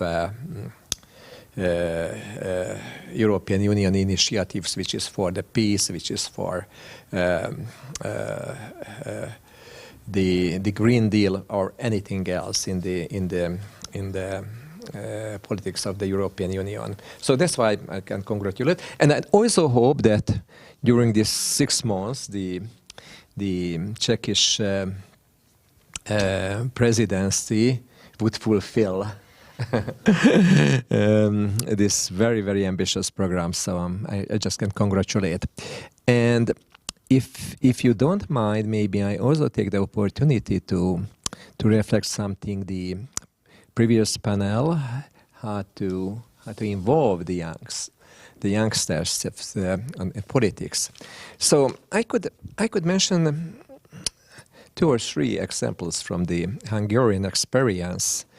2 years ago, 1.5, 2 years ago, the Hungarian teachers were on strike because the Orbán regime, which controls their wages, didn't want to give them enough money because of the inflation, corrupted their wages, and they needed some kind of higher wages, and they went on strike. And not all of the teachers, because a lot of them were afraid that they were kicked out very easily. 10 years ago, the schools, primary schools and secondary schools, were run by the local governments. The Orbán regime centralized it. And everything is on the hand of the government, the Ministry of Education. There is no Ministry of Education, by the way. There are giant ministries, and it's one department, it's the Ministry of Education. And it seemed that this strike is slowing down and will expire very soon without reaching the goals. And at very point, very spontaneously, the students, they went on a demonstration. They went to Budapest, to the parliament, from the capital, from the country, and very spontaneously, 5,000 students from secondary schools, also from universities. They made a spontaneous demonstration, which made more intellectual power to the teachers, and they could keep on striking. So it was a spontaneous. Maybe some sociologists should discover what has happened there, but it was a real spontaneous action, and was very, very, very successful. And the other, if you remember that it was 10 years ago, maybe 15 years ago, when skinhead music groups were very popular, even in Hungary, and very right-wing young people were gathering this skinhead musical groups, and they organized for themselves summer camps, such as things. Unfortunately, it was on the right wing, but it's not forbidden for us to learn from them.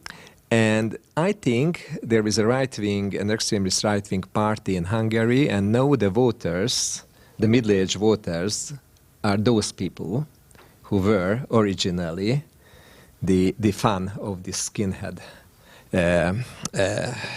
musical groups. And the third example is that political parties, civic organizations which are dealing with politics, sometimes forget some very easy way how to approach young people. For example, in Hungary, the churches, Protestant or Catholic churches, even in the country, because we were talking about how to involve young people from little villages, yes, as I remember, how to involve into politics. Of course, churches do not directly deal with politics, but I can tell you that in Hungary, the most strong pillars of the Orban regimes, I have to say, they are the churches, and the Catholic, the Protestant.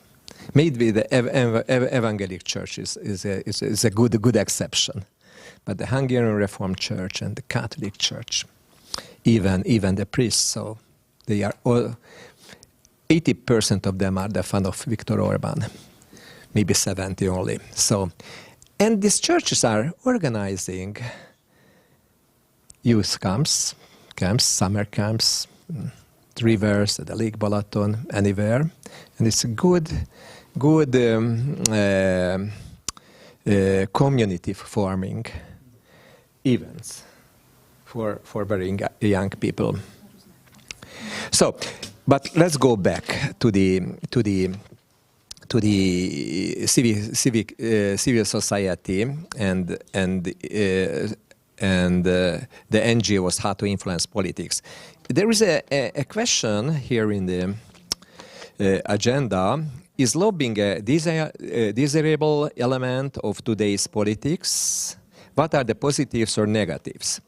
So my short answer is yes, of course.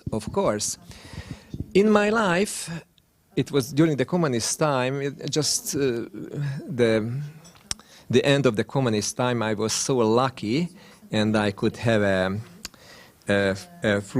Fulbright fellowship to the United States, and then I could see at the Capitol Hill how civic organizations try to influence the American legislation. And at this time, it was 1991, 1992, at this time was when the food labeling was a big issue in the United States, which means that civic organization dealing with public health were stepping up that all foods should be on each bottle or each pack of food, anything which the microphone closer to yeah, which you can buy in a grocery shop should have a label on with a detailed list of the contents and the amount of calorie and so on. Now, if you go to the grocery shops, you will find it, but it was not always the case. And for example, the American legislation was deciding to have a bill because of the civic organization like the American Heart Association and some others were so successful and well organized, and they know very well. They have a professional method how to make this influence without any type of connections or to firms or companies, and there was without any conflict of interest. So, it is a desirable element, but it always must be done on a very clear and a very transparent way.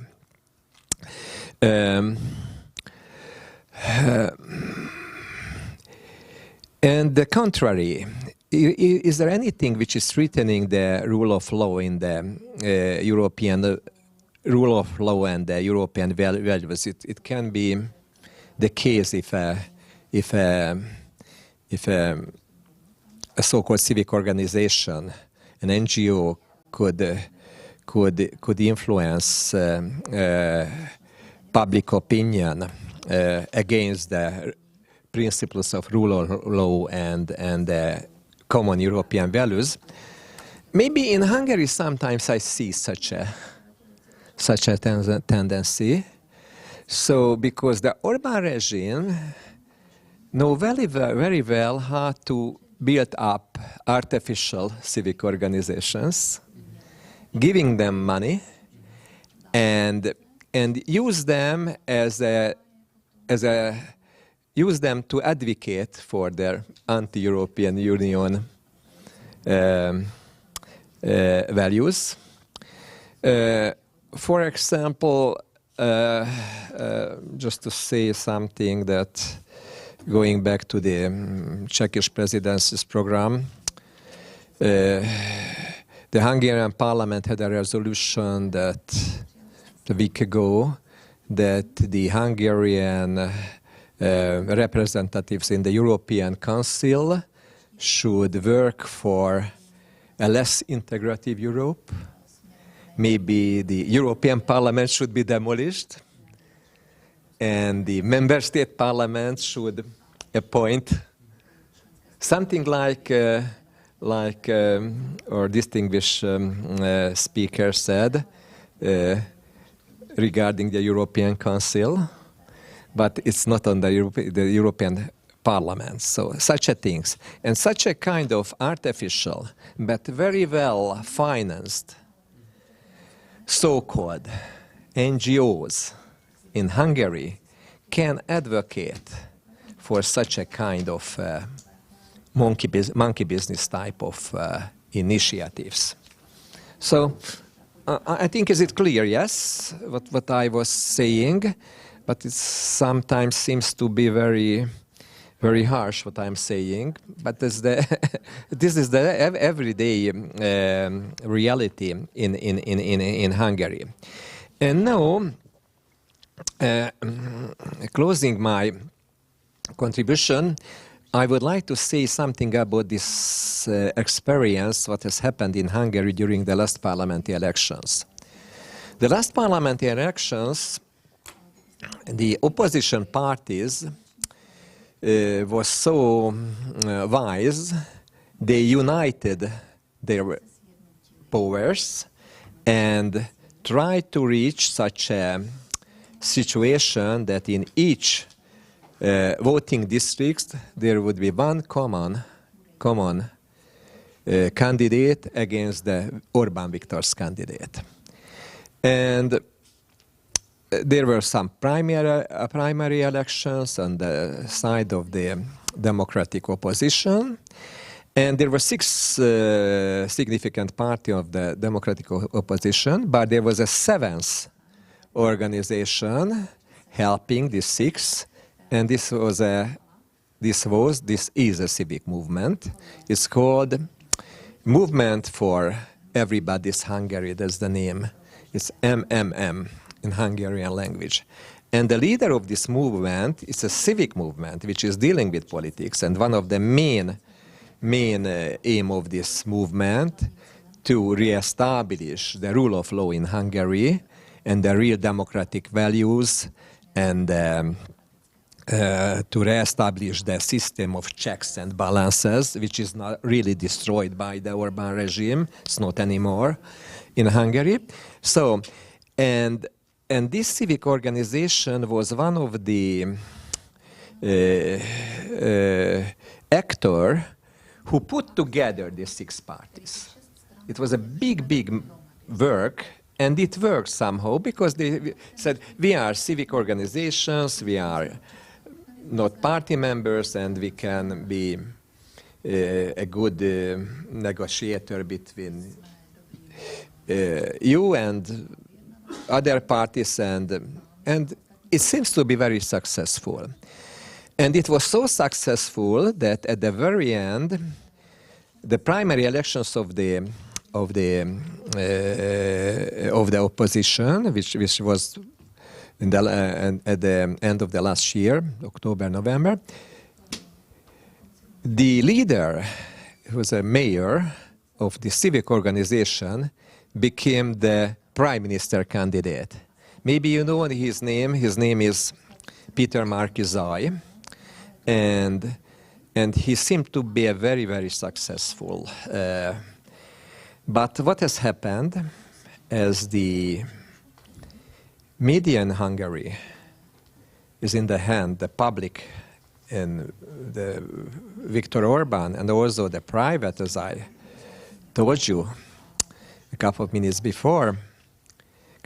ago, they dropped so-called atomic bombs every day to this candidate. They used a very, very old method, the so-called strawman advocacy, or strawman argumentation, which means that I ask you that what is the weather like? You say, it's sunny, it's good. You say yes, and I say, he said the sunny weather is good. He don't want for the Czechish agriculture would be going on well. He intends starvations for this republic. He wants to a very bad thing for us. So, and every day, what Peter Markizai said, it was irrelevant. They could use this. And at the very end, when just a couple of days before, when the Ukrainian-Russian war had broken out, one of the reporters asked Mr. Peter Markizai that,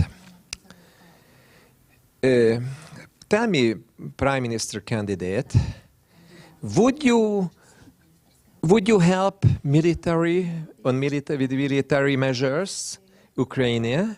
And he said, if the NATO would decide on, of course, we should do that. It was just enough. Next day, all the media said that Mr. Peter Markizai wants to involve Hungary to the war, and grandmothers, be very careful, because this guy would send your grandchildren to the front. He's a child, but he wants to such a thing. And the people, unfortunately, took this message, this very mad message, and this artificial civic organization sponsored by the Orban regime made a significant help. So we lost these elections, and at the very beginning it seemed that a civic organization involved to the direct politics would be a helpful and an integrative role. But after the elections, most of the losing opposition parties blamed Mr. Peter Markizai and his civic movements, and this alliance is not anymore. What is my resolution from this case?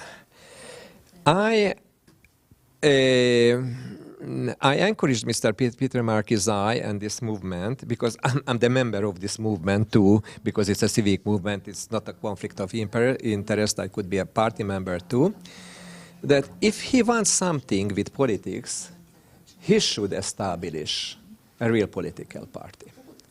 And my very strong opinion, because of this experience, which was at the first time very successful, and at the very end it was almost catastrophic result of the elections, that say that civic organization, NGOs, has a has a significant and important role influencing the politics on the state level, European level, and also on the local governmental level. But to be directly involved in politics, it could be a dangerous way. It has no traditions, and I would not suggest to anybody. So that's my final statement. Thank you very much. Thank you. Okay, thank you very much for this contribution. And last but not least, the member of this panel debate is also Václav Láska, the president of CEN21 and also the member of the EDP Congress. Já na vás počkám.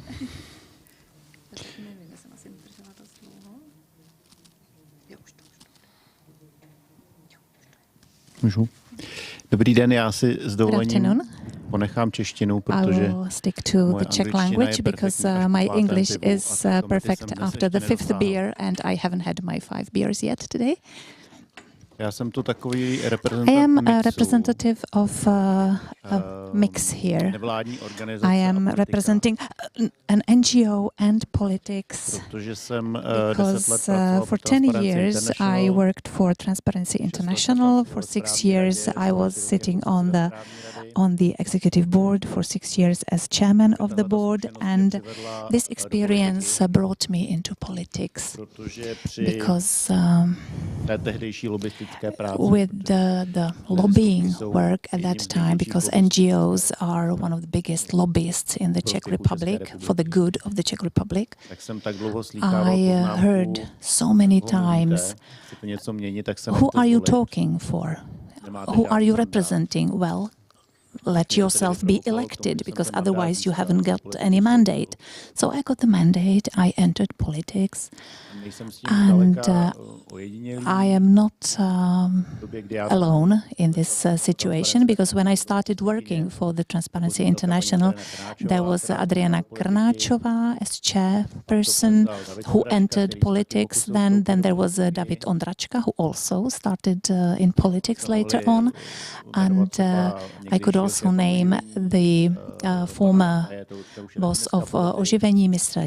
Rataj, who is also a politician nowadays, Mikuláš Minář, who is the founder of A Million Movements for Democracy, also tried to establish his own party. So the trend in the Czech Republic, where people start in NGOs and then they start to, then they join the politics, it is not a unique case. Já si pamatuju tu dobu I remember my times in Transparency International, which was in 2003 to 2012. And at that time, NGOs were sort of a partner for politicians and especially for the media. And they were becoming stronger. The politicians often had to react to them, they often had to answer their questions.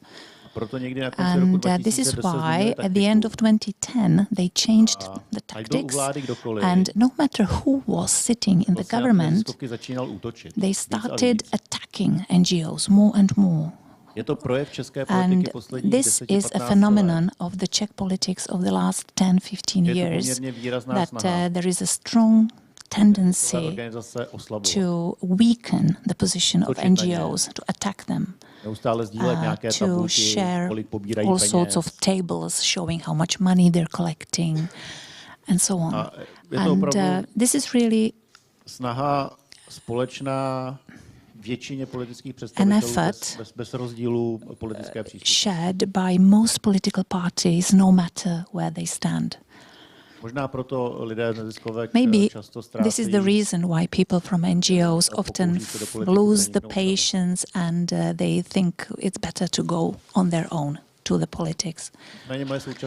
However, my current experience as a senator is that NGOs very often are good partners for my work, because they often bring me the necessary expertise in areas where I have no expertise, and they help me to navigate through the legislation in areas where I'm not an expert.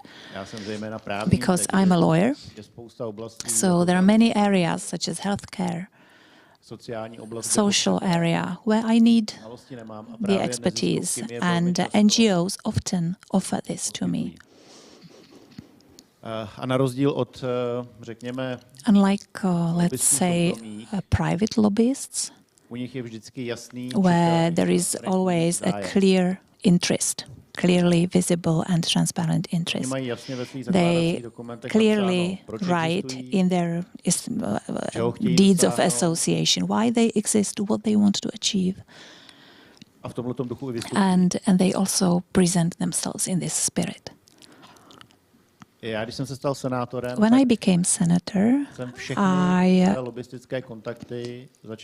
started publishing all my lobbying contacts because I believe that we don't need so much legislation on lobbying.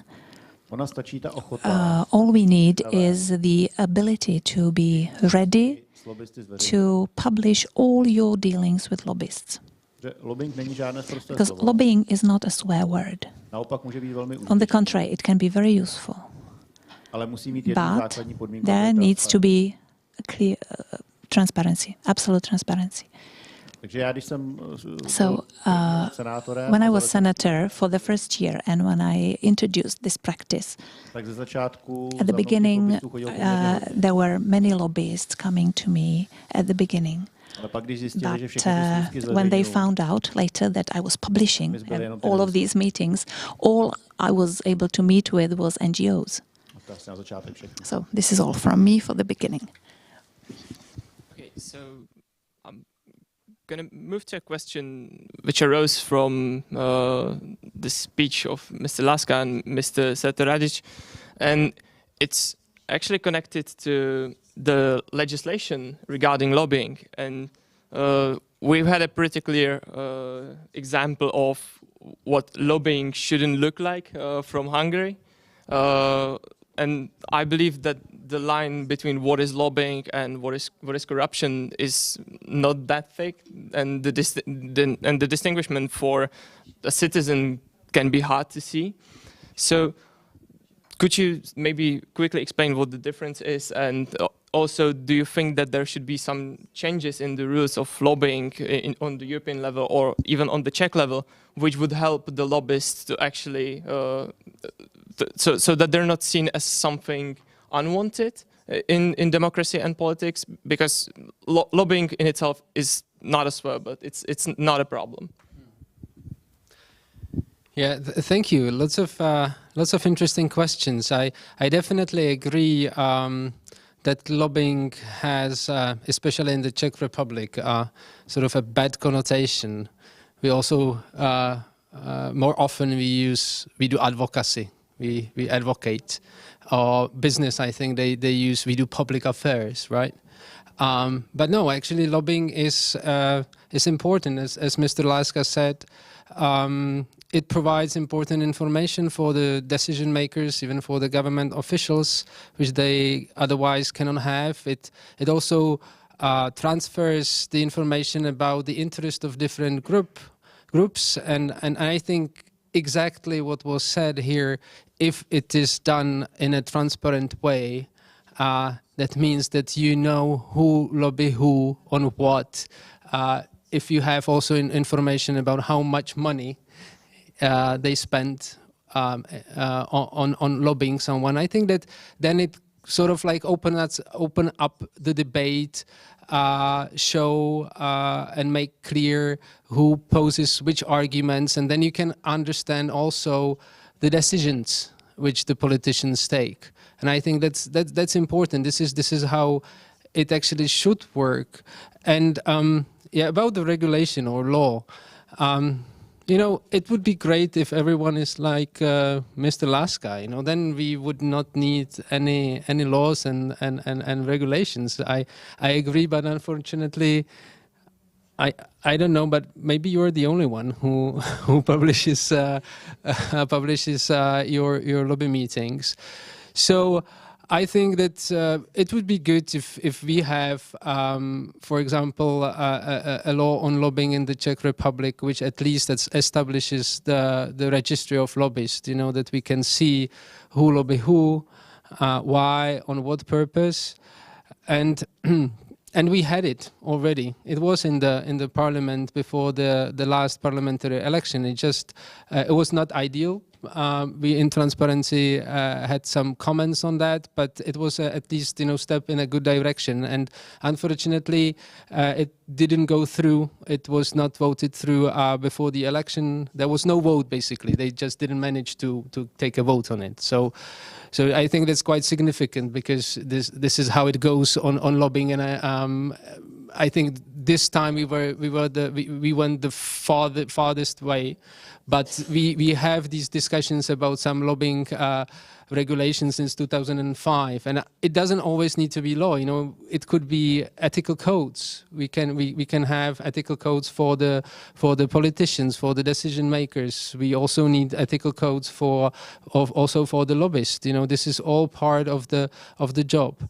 And about actually, I find and that's probably the last question which I haven't answered. You asked, Samuel, and there was, you know, how thick or thin the line between lobbying and corruption is. And my first answer would be, well, there is a clear distinction. You know, lobbyists do not give bribes. They don't give you advantages for your vote. You know, if somebody approaches you and gives you this offer, well, he's bribing you, that's corruption. But then when I start thinking about it a little bit more, I actually realized that, but do we always know, what is actually bribe, when actually we are bribing? Because it doesn't have to be always money. And I guess that's when we get to the political culture, and not even the political, but the norms and values in the society. You know, what we consider as normal in our daily life. You know, if we need to get some, I don't know, if we need to get faster in the line for some service, you know, for some paper, for some document, you know, or at the doctors. So yeah, I think this is clearly, we are getting a little bit farther from the lobbying, but actually now and that will be my last remark, now when we had a major affair in Prague City Council and in the transportation company, the public company in Prague a few weeks ago, which involved basically mafia guys and politicians. And for me, the biggest question is how the politicians which were involved didn't realize the risk that if they get in touch with a person with a criminal past, that this doesn't pose a risk for them, that something like corruption will happen. And I guess that this is the part of the lobbying, where we also, it's the responsibility of the politicians to sort of like be sensitive, you know, who they meet with, who these people are. And we cannot get everything to the rules. It's also about the people and about their own conscience and about their own mind. And I think, you know, yes, it's true that I would be in favor of the legislation of some rules, but we need to work also on the norms and values and culture around them. Thank you very much. Do you want to add anything on it?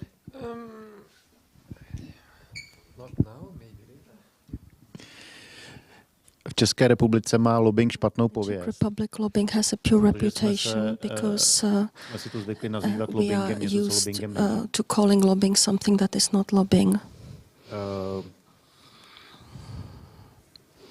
U nás Here, se vždycky argumentuje the arguments are, if you don't have evidence of something immoral, you cannot speak about it if you don't have the evidence. And that's why we learned to use the terms which are not criminal for things that are criminal. So here thieves are not thieves, but they are like godfathers. People who bribe politicians are lobbyists. And thanks to this, lobbying in the Czech Republic has these connotations in the Czech Republic. And the distinguishing between lobbying and bribery is very simple. So if a real lobbyist comes to me, the only thing that he convinces me with are his arguments. Nothing else is used. If he offers me anything else, then it doesn't matter if it's an envelope with money or if he takes me to the Championship League to Madrid, or he takes me to a bar and I don't have to pay anything. All these are bribes. And the real lobbyist will not go for this. The lobbyist only has his arguments and nothing else is used. What my colleague says, we have a very low culture amongst politicians concerning who they can meet and who they cannot meet. Each profession has its restrictions. A judge cannot talk to the attorneys. We all know that, but the judges don't do it. Likewise, the politicians cannot go for trips, for holidays with people who want to influence his decision-making, especially people who were convinced for frauds in the past. As regards this case of Hnutí Stan, of that party, if we skip the mafia component that are already in prison, the other politicians, maybe they did not commit a real crime, but they admitted that their decision-making is influenced by the criminals. So you see that in the Czech Republic we have a very low level of political culture. And you will not change it by a single law. Perhaps it may be changed by the abdications, by the removals from the office. When someone is looking forward all his life to be a minister and then you are fired in a month's time. So perhaps this may help the political culture in the Czech Republic than any law. Thank you very much for your contribution.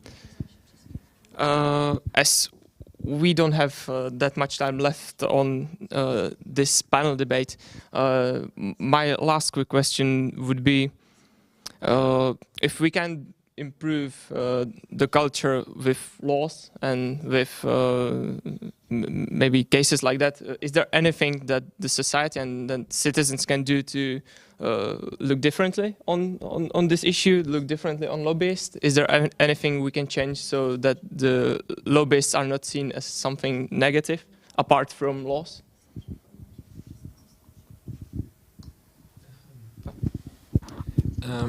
Sorry to them. I think it could be a very suitable role for non-governmental organization to convince. I think it's not the role of the politicians, because the politicians are the object and not the subject of the lobby activities. So I think NGOs who are dealing with lobbying and NGOs who are controlling the lobby activity, I think it's their very suitable role to try the best and most appropriate ways how to convince the public, which the lobby activity itself is not from the devil. Is something very legal and very important and very, very necessary, but also it's very important to highlight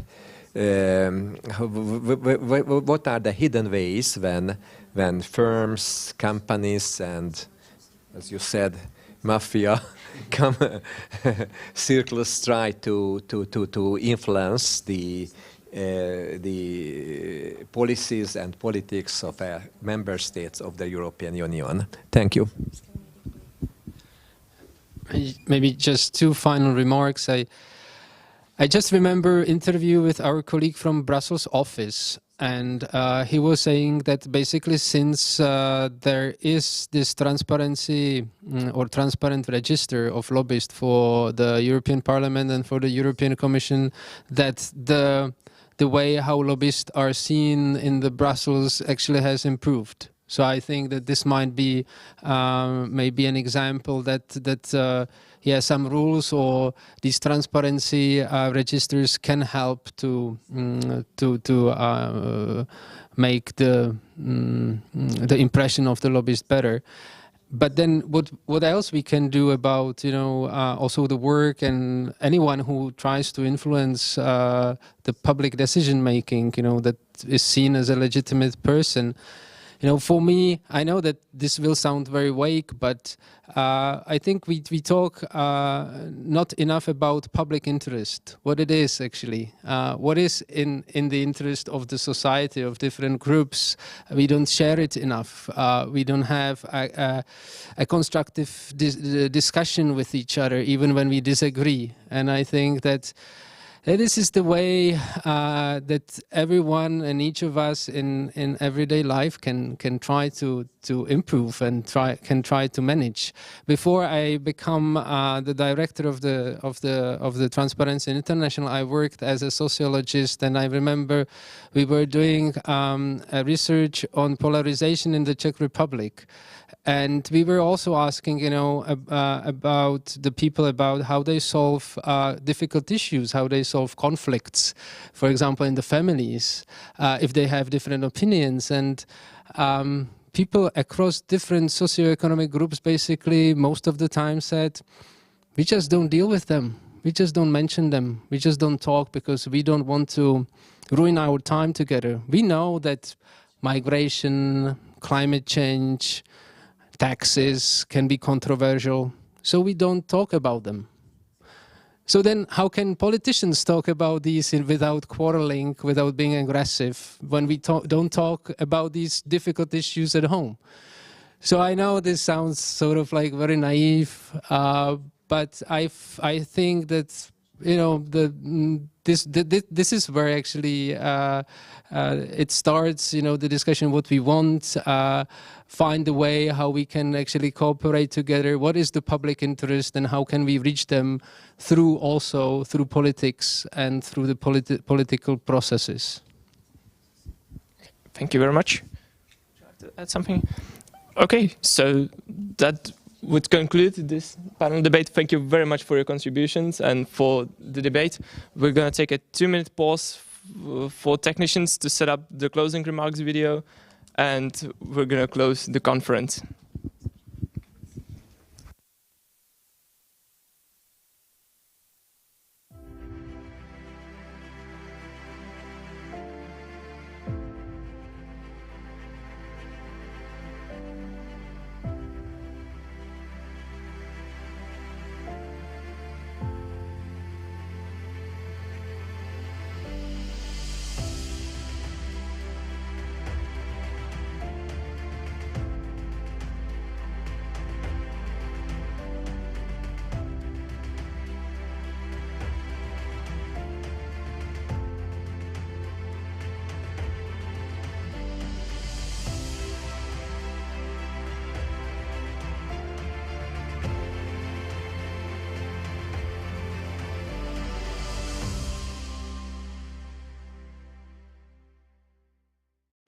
Dobry den. Hello everyone. I'm delighted to welcome you all here today on behalf of the European Democratic Party. I'd first like to apologize to you and our partners in Senato 21 for not being present today with you in Brno. My parliamentary commitments unfortunately didn't allow me to travel to the Czech Republic, and I am very grateful to our friend and colleague Andrej Potocki, who is one of the EDP vice president, for representing us today. Secondly, I'd like to warmly thank Senato 21 for the help in organizing this session, which is the third session of our Solution for Europe campaign.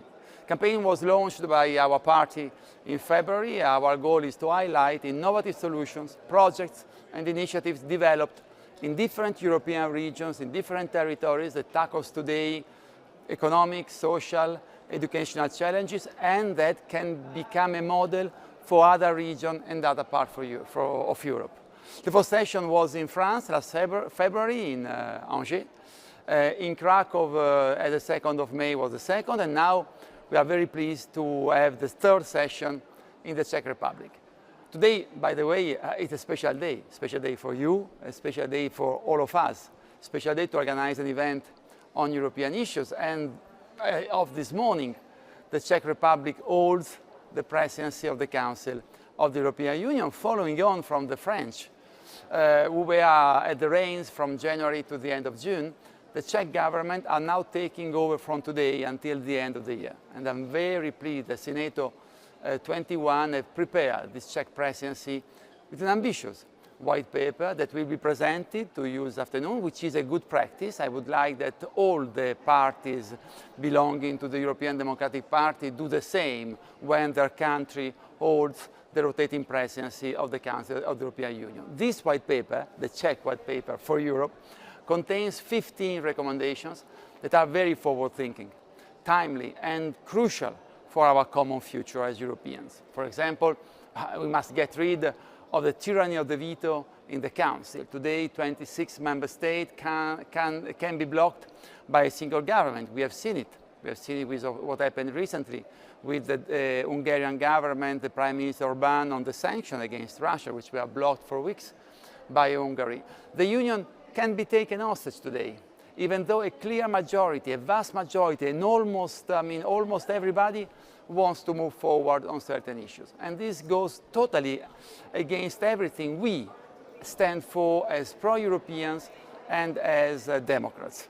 By the way, I'd like to thank a fellow federalist, an old fox of the European issues, Ivo Kaplan, for being here with you all today. And we will be sharing its thoughts on this white paper. I'm sure that the Federalist contribution by Ivo will certainly be very rich. Strengthening our democracies and bringing citizens closer to politics are the key themes for today's session. How can we make sure citizens not only go to vote, but stay engaged between elections? How can we counter political apathy, and especially among young people? How can we strengthen young people's participation in democratic processes? What role does civil society and NGOs play in our democracies today? These are all fundamental questions. And for us as European Democrats, strengthening democracy needs to be put back at the top, at the center, at the very core of our common behavior and of a new Europe's agenda. We need a more democratic union at all levels, be it local, regional, national and European, and this is why we stand for a truly transnational politics, and this is why we stand for a truly transnational approach to the European election with the transnational list. We believe in bringing decisions, institutions and officials closer to citizens at all levels of government throughout the EU. This means that we need to think of new ways to get people engaged and thinking collectively. The Conference on the Future of Europe is an excellent example of this. Not enough known around Europe, but certainly, I repeat, an excellent example. Thousands of citizens came together in presence through the digital platform every month to discuss the type of Europe that they want. It was a more inclusive, diverse and innovative way of doing politics, of preparing a common decision, of preparing our common future as Europeans. I think this could be one of the ways in which politicians can really empower their voters and not just ask for their vote every 5 years. And this is why we have to build upon this very good experience. Another important fact about the Conference on the Future of Europe was that under 30s were deliberately overrepresented. Young people, you will be the one living in the Europe we build today. So it is obvious that they should take a driving seat in preparing it. More generally, it is only by putting youth issues high on the political agenda that 16-year-old young fellows, students, young professionals will really want to engage. I also believe that more governments should consider lowering the voting age. It was my proposal when I was a member of national parliament in Italy back to 2013, for example, and I still strongly believe in this proposal. Some European countries already allow this, and others, in my view, should do the same. We offer this possibility with the new European electoral law we have just adopted here in the European Parliament, especially for the upcoming European parliamentary elections 2024, and this is why we have adopted this law. Young people are the linchpin of Europe's future. Some of you may know that 2022 marked the 35 years of the Erasmus program, and the European single market celebrates its 30th anniversary next January. I am a pioneer of the Erasmus project, and I would never be able to follow the path that I followed without that big opportunity which Erasmus represents for each of us, for each of the young citizens in Europe. These are very important milestones for all Europeans, but especially for the Erasmus generation, who need to become the EU's best ambassador. Europe is a multiplier of opportunities, and Erasmus is the best example of the Europe which acts as a multiplier of opportunities for each of us. We as Democrats, we want to help young people to make the most of Europe, discover its diversity, and become the driving force behind the EU project. Also, Europe's political union needs to move beyond the idea of a simple association between states. Certainly it is important to be an association between states, but we need to develop a strength through our unity, and also this is no longer enough. We have even go beyond this. Pro-Europeans need to claim back terms like sovereignty, power, autonomy, human solidarity. The reason is simple. The only effective way to defeat nationalism, to overcome populism threat, is by bringing results to those who vote for nationalist and populist movement as a way of reacting, as a way of express their dissatisfaction. Democrats must be the one calling for Europe to take back control. Non-nationalist parties driven by isolationism, but a new collective approach to the issue that we can win only together. In conclusion, I'm delighted to welcome you all at Brno today. I'd like to thank you again, and thank again the Senator 21 team, the various panelists, the guest speakers, the EDP team, for making this third session of the Solution for Europe campaign happen. I wish you all a very productive, insightful and successful day. Thank you very much.